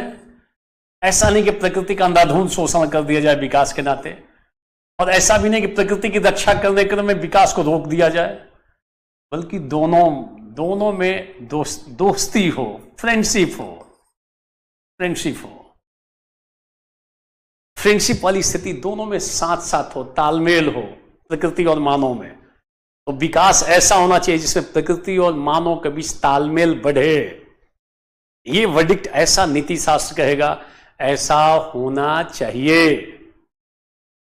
ये सब इथिक्स के बात आ जाएगी। क्लियर? सारे लोग बोलो। इंग्लिश में नोट्स दे देंगे, मैंने बोला ना, इंग्लिश में अभी तक नोट्स नहीं दिया है मैंने। नहीं, देखो मयंक बनर्जी, खुद पे ट्रायल करवाना भी तो अनइथिकल होता है क्या? नहीं, ध्यान देना, कई बार जो पूरे मानव के कल्याण की बात हो तो फिर वैसी स्थिति में कई समाज में ऐसे लोग होते हैं, कहते हैं मानव का जीवन बचाना है, हमें मानव का कल्याण करना, आप हमारे ऊपर ट्रायल करो। तो कई बार जनहित में कुछ लोग आगे बढ़ते हैं। अभी ध्यान आपको होना चाहिए, जब ये कोविड का दौर था और वैक्सीन की खोज की जा रही थी तो कई जगह वॉलेंटियर्स आगे बढ़े स्वेच्छा से कि आप मानव का जीवन खतरे में है, संसार खतरे में है, हमारे ऊपर परीक्षण कीजिए। उनको फिर कंपनियों ने पैसा भी दिया, सिक्योरिटी भी दिया कि अगर उनके साथ होता है उनके परिवार को रक्षा की जाए। तो कई लोग स्वेच्छा से आगे बढ़े, मेरे ऊपर परीक्षण कीजिए। कितना बड़ा भाव रखा होगा। मान लो जो कोवैक्सीन खोजा गया, इस पे कितने लोगों के ऊपर ट्रायल हुआ और उनको बता के ट्रायल हुआ। कई लोग स्वेच्छा से आगे बढ़ते हैं। आपने महर्षि दधीची का नाम सुना होगा, उन्होंने शरीर त्याग कर दिया था राक्षसों के विनाश के लिए कि मानव की रक्षा हो, मानव ये जो पूरा संसार इसकी रक्षा हो। तो उसमें कोई आगे बढ़ता है तो ये नहीं कहोगे अपने साथ अन्याय कर रहा है। कितना बड़ा भाव है। जो सैनिक लड़ता है बॉर्डर पे, वो देश हित में अपने प्राण की बाजी लगा देता है, उसको कई प्रकार के सम्मान दिए जाते हैं। तो ऐसा कैसे कहोगे कि अनैतिक काम है अपने ऊपर ट्रायल करने देना? कितना बड़ा लक्ष्य है आपका, मानव कल्याण, मानव के जीवन की रक्षा, और उसमें आप सहयोग दे रहे हो। वैसे व्यक्ति को तो पुरस्कार देना चाहिए। कितना हिम्मत था उस व्यक्ति में जिसने कहा कि हमारे ऊपर वैक्सीन को ट्रायल कीजिए ताकि और समाज के अन्य लोगों की, अगले आने वाली पीढ़ी की रक्षा हो सके। और कोई मानता नहीं ट्रायल के लिए तो कितनी दिक्कत होती। इसलिए ट्रायल के क्रम में हम पहले चूहों पे, अलग अलग जानवरों पे ट्रायल कर लेते हैं, बाद में मानव पे भी करते हैं। ध्यान देना। Is it clear? Pradeep Kumar Dubey, आपसे पढ़ना सपना था, पूरा हो रहा है, पढ़ लो ठीक से, सपने को साकारित करो। नहीं, इथिक्स ऑप्शनल में नहीं है, ध्यान देना, इथिक्स फिलॉसफी में ऑप्शनल नहीं है इथिक्स। ये देखो, ये जो पाठ है ना, हमारे जीवन से संबंधित है। हम लोगों के जीवन में खूब ये सब चर्चा होती है, केवल ठीक से पढ़ना है। एथिक्स एक नया पार्ट आपके लिए जरूर है, पर ठीक से पढ़ लोगे ना, एक एक सवाल लिख सकते हो, 250 नंबर का पेपर कंट्रोल में आ जाएगा।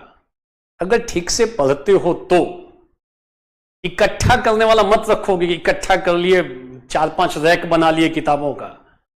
जिनके कमरे में 6-7 टाइप का रैक होगा, किसी के कमरे में चले जाओ, खूब रैक है लकड़ी का या लोहे का और खूब किताबें रखा हुआ है, अगर 6-7 रैक है तो बिना उनसे मिले लिखकर स्टार देकर आ सकते हो कि 5 वर्षीय कार्यक्रम इनका है सफलता का या 7 वर्षीय है। ये पहले अटेम्प्ट में नहीं हो सकते हैं, लिख के आ सकते हो। कभी किसी के कमरे पे जाओ, 6-7 रैक दिख जाए ना किताबों का भरा भरा, तो ज्यादा तनाव में आने की जरूरत नहीं है। उनके बारे में बिना मिले बता दोगे कि 5-6 साल से तैयारी कर रहे हैं आईएएस की, और अभी लंबी लड़ाई लड़ेंगे, ये लंबी लड़ाई लड़ेंगे। फर्स्ट अटेम्प्ट वाले के पास इतनी किताबों का जाल नहीं दिखाई देगा, ये दिमाग में रख लेना। कभी प्रयास करो उनके कमरे पे जाने का। अब बहुत मैंने फर्स्ट अटेम्प्ट दिखाए हैं, एक दो नहीं, कई। अत्थर अमीर सफीउल खान भी उसी में थे। पहली बार में उनको IRTS मिला, दूसरी बार में IAS second position holder all over India में। कभी उनका स्टेटमेंट मैं दिखाऊंगा। कई ऐसे लोग रहे हैं, तो उनसे प्रभावित मत हो कि इनके पास 8 रैक है, लाइब्रेरी बनाए हुए हैं। कम से कम 5 साल, नहीं तो 6-7 साल भी होगा। इतनी जरूरत नहीं होती है, ध्यान रखना। IAS का क्वेश्चन बैंक रखो, मैटर रखो, हमेशा क्वेश्चन देखते रहो। मान लो इथिक्स पढ़ रहे हो, इथिक्स का सवाल देखते रहो। ज्योग्राफी पढ़ रहे हो, ज्योग्राफी का सवाल देखते रहो। जो पाठ पढ़ रहे हो उसका सवाल तो देखो।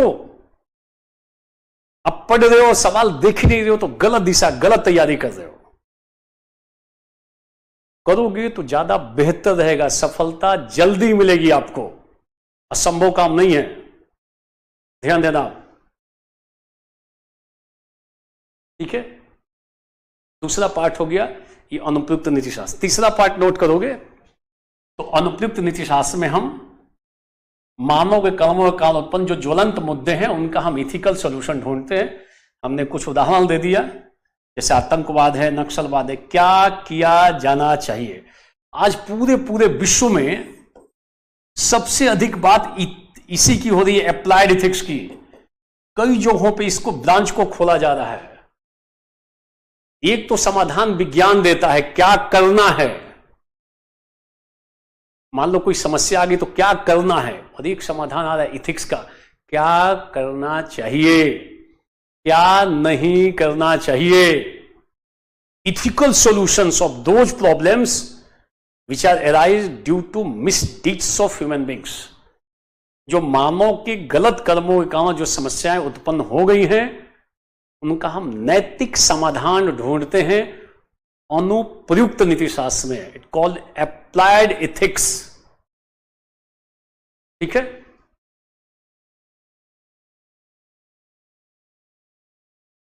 क्लियर। नेक्स्ट तीसरा है अधिनीति शास्त्र। नोट करोगे, अधिनीति शास्त्र नीति शास्त्र की एक नवीन शाखा है, एक नई शाखा है। इसमें करते क्या है, इसमें हम इसका जो उद्देश्य है, इसका उद्देश्य मानव के कर्मों को उचित अनुचित के रूप में निर्धारित करना नहीं है, जैसा कि पहले वाले में था। इसका उद्देश्य है, नोट कर लोगे, इसमें हम अधिनीति शास्त्र में हम नैतिक निर्णयों एवं संप्रत्तियों के जो कॉन्सेप्ट्स हैं, मॉरल कॉन्सेप्ट्स हैं, नैतिक निर्णय हैं, नैतिक निर्णयों एवं संप्रत्तियों के, संप्रत्तियों मतलब मॉरल कॉन्सेप्ट्स के, जैसे शुभ है, उचित है, या शब्दों के अर्थ एवं स्वरूप का निर्धारण करते हैं। अर्थ एवं स्वरूप का निर्धारण करते हैं।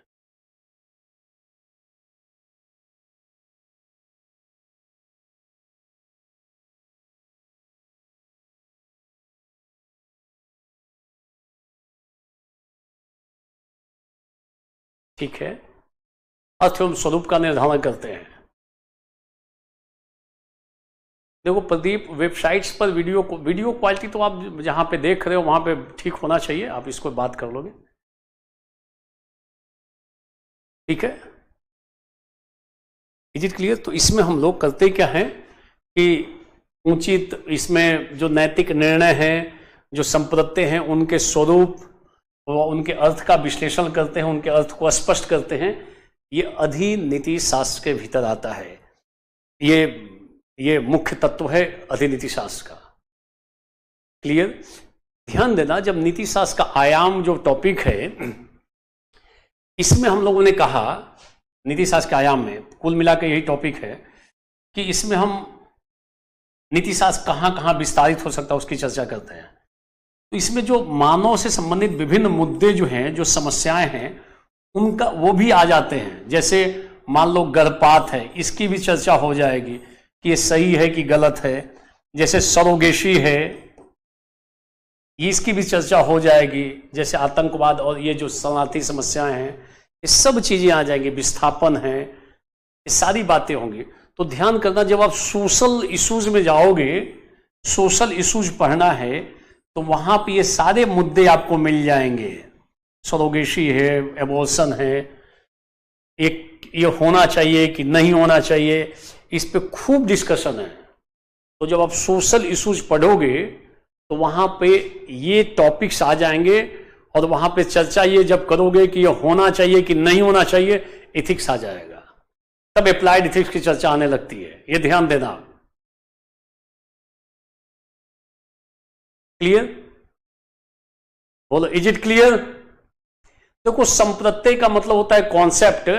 जैसे बहुत सारे हम लोग नैतिक संप्रत्ययों का इस्तेमाल करते हैं।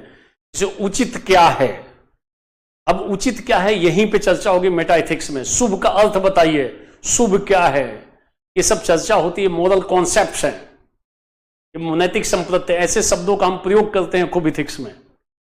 तो ध्यान रखना, ऐसी चीजों को हम लोग, सरोगेसी ऑलरेडी आईएएस में पूछा जा चुका है, एबॉर्शन पे कई सारे सवाल पूछे जा चुके हैं। अब फिर इससे संबंधित कई बार समस्याएं आती रहती हैं कि होना चाहिए कि नहीं होना चाहिए। भारत में परमिटेड नहीं है, बट कुछ स्पेसिफिक केसेस में परमिटेड है। ध्यान देना, कई बार मामले कोर्ट में चले जाते हैं। कुछ ऐसा कोई मुद्दा, नैतिक मुद्दा बन रहा हो, तो वैसी स्थिति में इसको, सरोगेसी होता है किराए की कोख। बहुत सारे लोग ऐसे हैं जो सरोगेसी के माध्यम से बच्चे पैदा कर रहे हैं। फिल्मी दुनिया में कई सारे एक्टर्स ऐसे हो गए हैं, बॉलीवुड में, जो किराए की कोख, मतलब बच्चा जो है दूसरे के गर्भ में पले बढ़े, उसको सरोगेट मदर बोला जाता है, जिसके कोख में बच्चा पलता बोलता है, और जो जेनेटिकली उसका फादर कोई और होता है। ध्यान देना।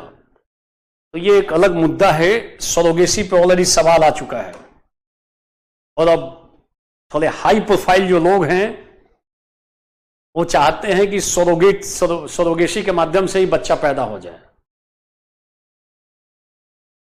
ध्यान देना, बहुत जगहों पे इसके सेंटर्स खुल रहे हैं अब, क्योंकि बच्चे को 9 महीने तक पेट में रखने का दर्द, वो कई लोग सोचते हैं कि इतना दर्द मैं नहीं ले पाऊंगा। कई सारे जो ऐसे हाई प्रोफाइल जो फैमिलीज हैं, तो फिर वो अलग उपाय लगाते हैं। अब देखो, फिल्मी दुनिया में कई सारे हीरोज की जो संतानें हैं इसी टाइप से पैदा हुई हैं, सरोगेसी की मदद से उन लोगों ने लिया है। अरे गलत है कि सही है, इसमें अलग पक्ष है। आउटराइटली कैसे बोल दोगे गलत है?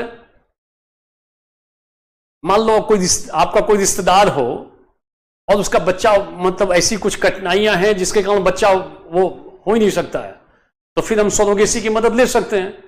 सरकार ने इसमें नए रूल्स रेगुलेशंस ला दिए हैं। व्यावसायिक सरोगेसी पे रोक लगी हुई है भारत में। नहीं तो भारत में इतनी गरीब महिलाएं हैं, उनको सरोगेट मदर बनाया जा सकता है, उनको पैसा देकर उनका शोषण हो सकता है। तो बहुत रूल्स रेगुलेशन आ गए हैं, वो जाओगे वहां पे, मैं सरोगेसी पे आपको नोट्स दे दूंगा। मैं प्रयास करूंगा कल मैं जब आऊं क्लास में तो इसके पहले ये सरोगेसी पे आपको नोट्स मिल जाए, पर्याप्त है, उसके अलावा मत देखना, ठीक है। देखो पूछ बता रहा है कि किसी बॉलीवुड की हीरोइन का नाम, उनकी बेटी भी इसी तरीके से पैदा हुई है। कितना बढ़िया जानकारी रखे हुए किसी चोपड़ा की बात कर रहा है कि उनकी भी बेटी जो है ना, बेटी या बेटा जो भी हो, वो इसी तरीके से सरोगेसी से ही पैदा हुई है। कितनी जानकारी इसकी सटीक है, यही पीटी में लिखेगा, यही मेंस में लिखेगा। आईएएस का कोई इसको कंटेंट याद नहीं है, बट ये याद है कि कैसे बेटी पैदा हुई है। इतना जानदार जानकारी इसके दिमाग में इकट्ठा है, पूरा बॉलीवुड इसके दिमाग में है। कोई और मैं पूछ दूं आईएएस का सवाल तो कहेगा ये तो पढ़े नहीं है, और एक बार पढ़ के याद किए चोपड़ा को। मैं पढ़ा रहा हूं इथिक्स, इसको चोपड़ा याद आ रही है। समझ लो कितना स्मार्ट है ये, कितना दूर तक जानकारी, इसको व्यापक जानकारी है, कितनी सटीक जानकारी है इसको कि फलाने चोपड़ा ने इस तरीके से अपनी बेटी को पैदा किया है। एग्जाम में कहीं लिखना नहीं है, ध्यान रखना। Is it clear? और जब मैं बोलूं तो दिल पे मत लेना कि मुझे इन्होंने बोल दिया। अच्छी जानकारी है, कहीं बैठोगे ना 2-4 लोगों की महफिल में तो वहां बताओगे तो खूब अच्छा लगेगा कि आपके पास थोड़ा अलग टाइप की जानकारी है, मतलब डिस्टिंक्ट नॉलेज यू है। क्लियर? बढ़िया जानकारी। केवल अकेले वही नहीं है, और भी है। मैंने कहा बॉलीवुड, हॉलीवुड, सब में इस टाइप के एग्जाम्पल्स हैं। और ऊपर के जो सुपर स्टार्स जो माने जाते हैं वो अपने संतानें इसी प्रक्रिया से पैदा कर रहे हैं ज्यादातर, ताकि उनके घर की महिलाओं को ज्यादा तनाव और कठिनाई न झेलना पड़े। देखो व्हाट इज एनवायरमेंट। अब मैं वो 2 चीजों को क्लियर कर देता हूं। एक तो जो आपने पूछा था इथिक्स और मॉरलिटी के अंदर, एक एनवायरमेंटल एथिक्स। देखो पर्यावरणीय नीतिशास्त्र, नीतिशास्त्र के कई डायमेंशन, जैसे पर्यावरणीय नीतिशास्त्र, जैसे प्रशासकीय नीतिशास्त्र। एक साथ सबका मीनिंग समझो ना, थोड़ा दिमाग लगाकर। नीतिशास्त्र जैसे मीडिया नीतिशास्त्र, मीडिया मेडिकल इथिक्स, जैसे चिकित्सीय नीतिशास्त्र, ये मीडिया इथिक्स हो गया, मेडिकल इथिक्स हो गया, चिकित्सीय, मीडिया इथिक्स हो गया, मेडिकल इथिक्स हो गया, चिकित्सीय नीतिशास्त्र। ये नीतिशास्त्र के विभिन्न डायमेंशंस हैं। अब देखो एक बार ठीक समझ लेना, कई बार पूछोगे इन्वायरमेंटल इथिक्स क्या, इन्वायरमेंटल इथिक्स क्या है। ध्यान रखना इन्वायरमेंटल इथिक्स में हिंट एक ध्यान रखना।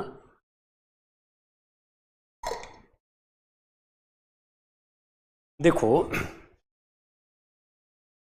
हम नीतिशास्त्र में करते क्या है, इस सबको अलग अलग क्यों रखते हो। एक बात समझ लो, इथिक्स में क्या करते हैं, मानव के कर्मों को, मानव के आचरण को, आपका शैक्षिक कर्म या आचरण को उचित या अनुचित के रूप में निर्धारण करते हैं। ये पक्का फिक्स है, करना चाहिए नहीं करना चाहिए के रूप में निर्धारित करते हैं। तो पर्यावरणीय नीतिशास्त्र में हम इस बात की चर्चा करते हैं कि मानव का पर्यावरण के प्रति क्या आचरण होना चाहिए, मानव को पर्यावरण के प्रति कौन सा कर्म करना चाहिए, कौन सा कर्म नहीं करना चाहिए, मानव और पर्यावरण के बीच कैसा संबंध होना चाहिए। पर्यावरण का मतलब पर्यावरण, परि मतलब चारों तरफ, आवरण का मतलब जिससे घिरे हुए हो, परि मतलब चारों ओर, और आवरण का मतलब जो आवरण है तो किससे घिरे हो, हवा से, पानी से घिरे हो, जहां बैठो थोड़ी दूर पे नदी भी बह रही होगी, हवा है, ध्वनि है, पता चलता है सबको हमने प्रदूषित कर रखा है। ध्वनि प्रदूषण, वायु प्रदूषण, जल प्रदूषण, नाना प्रकार के प्रदूषण। किससे घिरे हो, जैविक और अजैविक चीजों से घिरे हो, वृक्ष हैं, आसपास में जीव जंतु हैं, इन्हीं से घिरे हो ना। परि चारों तरफ, परि आवरण जिससे आप घिरे हो, तो इन्हीं से तो घिरे हो। जहां बैठे होगे किससे घिरे हो, हवा से, हवा होगी चारों तरफ, उसी को दूषित कर दो। तो पर्यावरणीय नीतिशास्त्र में हम मानव और पर्यावरण के बीच संबंध की विवेचना करते हैं कि मानव का पर्यावरण के प्रति कैसा दृष्टिकोण होना चाहिए, कैसा आचरण होना चाहिए, क्या मानव के विकास को वरीयता दी जाए या पर्यावरण की रक्षा को वरीयता दी जाए, या दोनों में संतुलन होना चाहिए, मानव भी बढ़ता रहे, पर्यावरण की रक्षा भी होती रहे। इन सब चीजों की चर्चा कहां करोगे? पर्यावरणीय नीति शास्त्र में। और पर्यावरणीय नीति शास्त्र में जाओगे तो पर्यावरणीय मूल्यों की बात करोगे जो पर्यावरण में होने चाहिए, जैसे सतत विकास होना चाहिए, प्रकृति प्रेम होना चाहिए, इको फ्रेंडली टेक्निक्स होना चाहिए, कार्बन उत्सर्जन कम या रोक होना चाहिए। ये सब पर्यावरणीय नीति शास्त्र के पाठ हो गए। पर्यावरण के प्रति मानव के आचरण की विवेचना हम पर्यावरणीय नीति शास्त्र में करेंगे। मानव और पर्यावरण, प्रशासकीय नीति शास्त्र प्रशासनिक अधिकारियों का, प्रशासकीय नीति शास्त्र में प्रशासनिक अधिकारियों के कौन सा कर्म उचित है, कौन सा कर्म अनुचित है, उन्हें प्रशासन में क्या करना चाहिए, क्या नहीं करना चाहिए, क्यों करना चाहिए, प्रशासकीय नीति शास्त्र। उनमें नैतिकता की समावेश की बात करेंगे तो उनको नैतिक आचरण करना चाहिए। मीडिया एथिक्स, एक मीडिया पर्सन को, जो मीडिया कर्मी है, उसको कैसा आचरण करना चाहिए, क्या करना चाहिए, क्या नहीं करना चाहिए। तो किसी भाई फालतू का न्यूज न दिखाए, झूठा न्यूज न दिखाए। एक चिकित्सक को कौन सा कर्म करना चाहिए, कौन सा कर्म नहीं करना चाहिए, चिकित्सीय नीति शास्त्र। और जब भी बात करोगे वहां पे मूल्य को लाओगे, जैसे प्रशासकीय पर्यावरणीय नीति शास्त्र में पर्यावरणीय मूल्य, प्रशासकीय नीति शास्त्र में प्रशासकीय मूल्य, मीडिया नीति शास्त्र में मीडिया के भी कुछ मूल्य हैं। कुछ तो नियम हैं, कुछ तो गाइडलाइन हैं, उनको फॉलो करना चाहिए। चिकित्सक भी जो हैं, ये भी जब फाइनल इनको डिग्री मिलती है तो शपथ लेते हैं कि भाई मैं गलत दवा नहीं लिखूंगा, रोगी को गलत सलाह नहीं दूंगा, रोगी को गलत दृष्टिकोण से नहीं देखूंगा। ये शपथ लेते हैं। बाद में भले ही इन्वॉल्व हो जाए, पर शपथ तो लेते हैं ना। हिप्पोक्रेटिस ओथ की बात होती है। वो मतलब एक चिकित्सक को भी जो मेडिकल फील्ड के जो नॉर्म्स हैं, जो मूल्य हैं, जो उसमें दिशा निर्देश हैं, जो नियम हैं, उनके अनुसार काम करना चाहिए एक चिकित्सक को। एक बिजनेसमैन को जो बिजनेस के रूल्स हैं, जो रेगुलेशंस हैं, जो नियम हैं, उनके अनुसार काम करना चाहिए। तो उसका कर्म उचित है, उसके विपरीत काम करेगा तो कर्म उचित। बिजनेस इथिक्स तो अलग अलग क्यों पढ़ती हो समाज पर्यावरण नीति शास्त्र में? नीति शास्त्र क्लियर है ना, पर्यावरण से जोड़ दो। मानव का आचरण किसके कॉन्टेक्स्ट में? पर्यावरण का, जिससे हम घिरे हुए चाहो तो पर्यावरण। आप वायु से घिरे हो, जल से घिरे हो, जीव जंतुओं से घिरे हो, सारे जीव जंतुओं को काट के खत्म कर दो। वृक्षों से घिरे हो, बगल में देखोगे वृक्ष दिखाई दे रहे होंगे, वृक्षों को काट के खत्म कर दो। पृथ्वी को खोद डालो तो कह जाए पर्यावरण को बड़ी क्षति पहुंचा रहे हो। घर की गंदगी बाहर फेंक दो, पर्यावरण को क्षति पहुंच रही है। अरे बोलो यस और नो।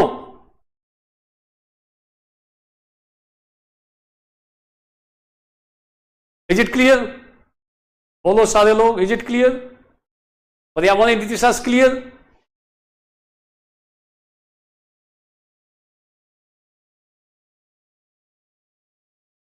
ध्यान देना, is it clear?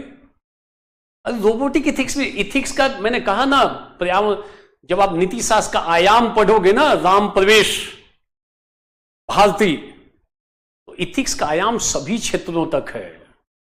Artificial intelligence में भी इथिक्स की बात होगी, अब चैट जीपीटी में इथिक्स की बात होगी, रोबोटिक्स में भी आ जाएगा, सब जगहों पर इथिक्स आएगा।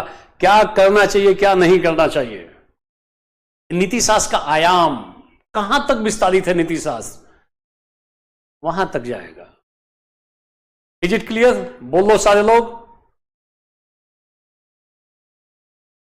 देखो ये जो मैं बता रहा हूं ना, इसका डिटेल लिखा हुआ है नोट्स में, तो यहां पे समझ लो। कुछ नोटिंग रफ टाइप से करते रहो। विस्तार देने के लिए मेरा प्रिंटेड नोट्स रख लो, प्रिंटेड नोट्स में दे रहा हूं, उसको लिख के थोड़ा नोट्स बना लो, परफेक्ट होगा। और फिर इतना करने के बाद दो काम करो, जब हमसे टॉपिक पढ़ लो तो दो काम करो। एक तो दूसरे से टकराओ, टकराना जरूरी है ताकि पता चलेगा कि आपका अपना कंडीशन क्या है, आप कहाँ टिकते हो। और दूसरा, आईएएस के सवाल को देखो कि सवाल बन रहे हैं कि नहीं बन रहे हैं। अगर किसी से टकरा रहे हो, टकराने का मतलब फिजिकल मोड में नहीं, बौद्धिक रूप से टकरा रहे हो, और टकराने के बाद लगता है कि नहीं इनसे कमजोर नहीं है, किसी भी टॉपिक पे मेरा कॉन्सेप्ट ज्यादा अच्छा है, तो थोड़ी तुलना जरूरी होती है ना, पता तो चले कि आप कितने पानी में हो। ऐसा नहीं कि दिल्ली 2.5 लाख दिया और आपको बाईपास कर दे, तब तो तनाव होगा। और पता लगा 2.5 लाख दे के पढ़ रहा हो दिल्ली में, उसको आपने ग्रिप में ले रखा है, कॉन्फिडेंस बढ़ जाएगा, कह दे उनसे मैं आगे हूं, पीछे नहीं हूं। और दूसरा, उसके बाद आईएएस का सवाल देखो, क्वेश्चन पेपर, लगे कि सवाल भी बन रहा है, टकराने पे ठीक भी है, तो भीतर से आत्मा आवाज देगी कि बेटा अब तुम तो बोले रेडी हो गए हो, अब तो पीटी पास करना बहुत जरूरी है, तो फिर तो मेंस निकल जाएगा। वो आत्मा की वो आवाज आनी चाहिए कि तभी संभव है जब सवाल बनने लगे आईएएस का। और जब किसी से अपनी की तुलना करो तो शुरुआत में जरूरी है थोड़ी बहुत तुलना करते रहो, तुलना में आप कमजोर मत पड़ो। तो मेरे समझ से ये दोनों काम करना चाहिए आप सबको। अगर फील्ड में उतरे हो तो काम करो, और ये क्वेश्चन पेपर नहीं देख रहे हो ना प्रीवियस ईयर्स का, बहुत पीछे छूट जाओगे, कभी कॉन्फिडेंस नहीं आएगा। आत्मविश्वास की मेरा हो सकता है, आत्मविश्वास तब आता है जब आईएएस का सवाल आपसे बनना शुरू हो जाए, आप कुछ लिखना शुरू कर दो, लगता है कि अरे मैं देता पिछली बार तो मेरा भी हो जाता। ये भाव जागृत होना बहुत जरूरी है आपके भीतर। हिंदी मीडियम के साथ यही सब कठिनाई है, सवाल ही नहीं रखता है। वो 2 साल से तैयारी कर रहा है, क्वेश्चन बैंक देखा ही नहीं एक सवाल क्या आता है मेंस का, कितना पीछे छूटा है उसको पता थोड़ी चल रहा है, बाहर से लगता है तैयारी कर रहा है। तो पर्यावरणीय नीति शास्त्र में क्या करेंगे, मानव और पर्यावरण के बीच के संबंध की बात करेंगे। मानव का पर्यावरण के प्रति कैसा आचरण होना चाहिए, उसे क्या करना चाहिए क्या नहीं करना चाहिए। मानव और पर्यावरण, पर्यावरण का मतलब पर्यावरण, भाई सारे वायु को आप एकदम प्रदूषित कर दोगे क्या, कार्बन उत्सर्जन करके खत्म कर दोगे क्या, पानी को एकदम विषाक्त कर दोगे, उसमें केमिकल बहा दोगे, आप रक्षा करोगे, जितने आसपास के पेड़ पौधे सबको काट दोगे क्या, बोलो किस रक्षा करोगे, पर्यावरण की रक्षा करोगे। बोलो ये सुनो, पर्यावरण, लोग शब्द को रटते हैं, रटो मत, समझ लो पर्यावरण, एक बार में फंडा क्लियर। ये जो चारों तरफ के, जिससे आप, आवरण का मतलब होता है जिससे आप घिरे हुए हो, आप जहां बैठे हो आसपास वायु तो है, सांस ले रहे हो, दिख भले न रहा हो, अब उसको विषाक्त कर दो तो कहेंगे पर्यावरणीय प्रदूषण हो रहा है। तो वायु प्रदूषण उसका एक पार्ट हो गया, जल प्रदूषण हो गया, ये मेजर प्रदूषण है ना, प्रधान प्रदूषण तो यही सब है ना, जल और वायु, ध्वनि भी है। अब तो और भी बहुत सारे प्रदूषण हो रहे हैं, तो आपको उन चीजों को ठीक कर लेना है। Is it clear? चलो आगे बोलें। अब आते हैं, एक तो वो बच्चे का जो देख लेते हैं। अच्छा ठीक है, टाइम हो गया 11:34। ठीक है, ऐसा रखते हैं। अच्छा मैं थोड़ा समझा देता हूं, कल आप उसको और विस्तार देख लेना। मैं एक बार समझा देता हूं। वो जो एक बच्चे ने पूछा, सुमित करके बच्चे ने, कि इथिक्स और मॉरलिटी में क्या डिफरेंस है।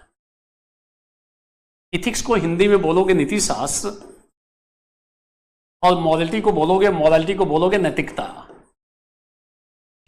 ये सवाल यूपी पीसीएस ने आज से 2 से 3 साल पहले पूछ लिया। दिखा रहा हूं कहां पे सवाल था वो।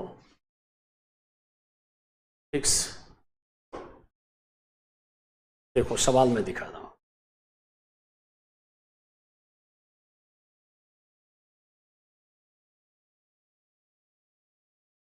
देखो ये 2018 में सवाल था। Difference between ethics and morality and explain the determinants of ethical actions. नीति शास्त्र और नैतिकता में विभेद कीजिए। तो विभेद अभी देख लेते हैं। पूछा नीति शास्त्रीय कार्यों के निर्धारक तत्वों, तो अभी हमने डिटर्मिनेंट्स देखा था, कानून निर्धारक है, समाज भी निर्धारक है, कई बार रिलीजन को निर्धारक मानते हैं, ये सुनो, कई बार परिणाम निर्धारक है, कर्ता का मंतव्य निर्धारक है, नीति शास्त्रीय कार्यों को निर्धारक हमने अलग से देखा है। What's are the determinants, first part देख लो, प्रिंटेड नोट्स में मैंने दे रखा है। आपके पास प्रिंटेड नोट्स होगा तो वहां लिखा हुआ है 2 पार्ट में बांटकर, ethics and difference between ethics and morality. ध्यान से सुन लेना पहले थोड़ा, 2 मिनट में बता देता हूं, उसके बाद स्टॉप करेंगे। 2 मिनट में सुन लो आप।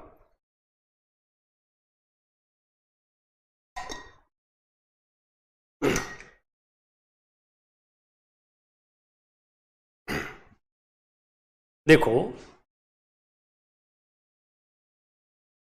ये कहा जाता है कि इथिक्स और मॉरलिटी के बीच, नीति शास्त्र नैतिकता के बीच कोई हम स्पष्ट बाउंड्री नहीं खींच सकते हैं। दे आर ओवरलैपिंग कॉन्सेप्ट्स, इनको हम पूरी तरह से अलग अलग बांट नहीं सकते हैं। ये पहला लाइन लिखोगे, ये दोनों जो है अंतर संबंधित अवधारणाएं हैं। ओवरलैपिंग कॉन्सेप्ट्स है, इंटर रिलेटेड कॉन्सेप्ट्स है, पहली बात तो ये रखोगे। और ये दोनों जो है ना मानव जीवन से संबंधित हैं, मानव जीवन को दोनों गाइड करती हैं, मार्गदर्शन करती हैं। थोड़ा सा बता दोगे कि दोनों मानव जीवन को, नैतिकता भी मानव जीवन, नीति शास्त्र भी मानव जीवन, और दोनों अंतर संबंधित अवधारणा, they are overlapping concepts, both are related to human life.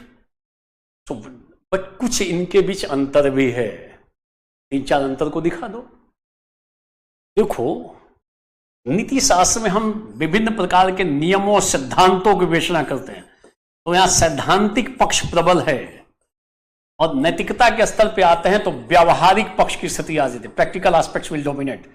यहां थ्योरेटिकल जितने सिद्धांत हैं, जैसे utilitarianism is a kind of ethical theory, और जब उसको प्रैक्टिस में लाएंगे तो व्यवहारिक पक्ष की प्रधानता नैतिक में हो जाएगी।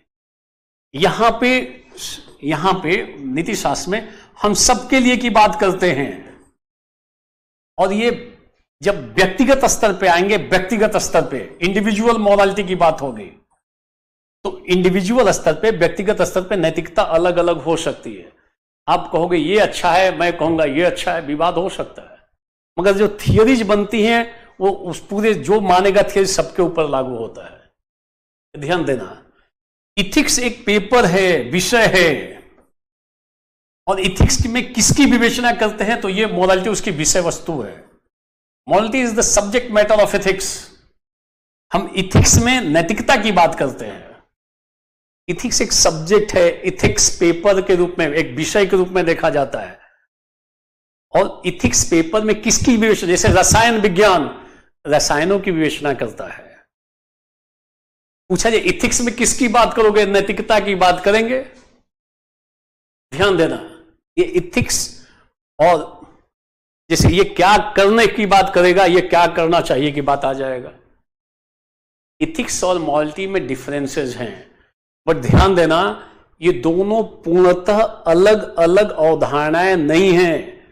Both are not entirely independent from each other, both are overlapping concept, both are interrelated concepts, अंतर संबंधित अवधारणाएं हैं।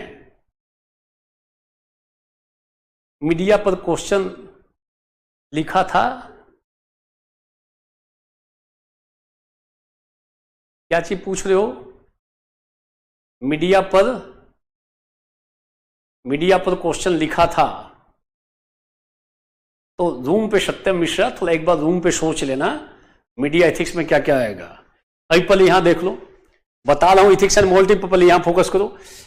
इथिक्स में और मॉरलिटी पे अंतर है, तो पहले ये लिखोगे अंतर संबंधित अवधारणा है, दोनों मानव जीवन को गाइड करती हैं। इथिक्स में सैद्धांतिक विवेचना हो गई, व्यवहारिक पक्ष पे आएंगे तो नैतिकता की बात आएगी। इथिक्स में सबके लिए की बात करेंगे ओवरऑल, यहां पे मॉरलिटी में हम व्यक्तिगत स्तर पे आएंगे तो मॉरलिटी की बात आएगी। इथिक्स में विषय के रूप में है, और इसकी जो विषय वस्तु है वो क्या हो जाएगी, मॉरलिटी की बात हो जाएगी। ये सारी बातें इथिक्स और नैतिकता के भीतर आ जाएंगी। प्रिंटेड नोट्स में अलग से लगभग 10-15 लाइन लिखा हुआ है, वहां से आप इसे देख लोगे, ठीक है। ध्यान देना, हम चर्चा क्यों करते इथिक्स की, ताकि ये तो पता चल जाए कि क्या करना चाहिए और क्या नहीं करना चाहिए। भले भले जो ये जानकार जो आगे अभी जब पढ़ोगे, जैसे गांधी आएंगे, क्या बताएंगे, बताएंगे ये करना चाहिए नहीं करना चाहिए।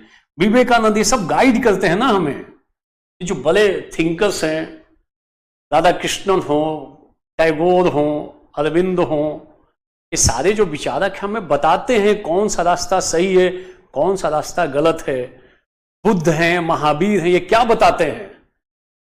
आईएएस के पेपर में पूछा गया कि बुद्ध के नीति शास्त्र की विवेचना करें, बुद्ध की प्रासंगिकता बताएं, तो बताएंगे ना बुद्ध की कौन सी शिक्षाएं का पालन करना चाहिए हमें जीवन में। एक बार गांधी के नीति शास्त्र में पूछ चुका है, तो आपको तो पढ़ना पड़ेगा ना। हम बुद्ध की मदद लेकर बताएंगे कि हमें जीवन में मध्यम मार्ग का अनुसरण करना चाहिए। ये लोग हमें गाइड करते हैं, हमें सिलेबस में दिया हुआ है कि इनसे क्या आपको शिक्षा मिलती है। सिलेबस को देखो ठीक से, ये देखो सिलेबस,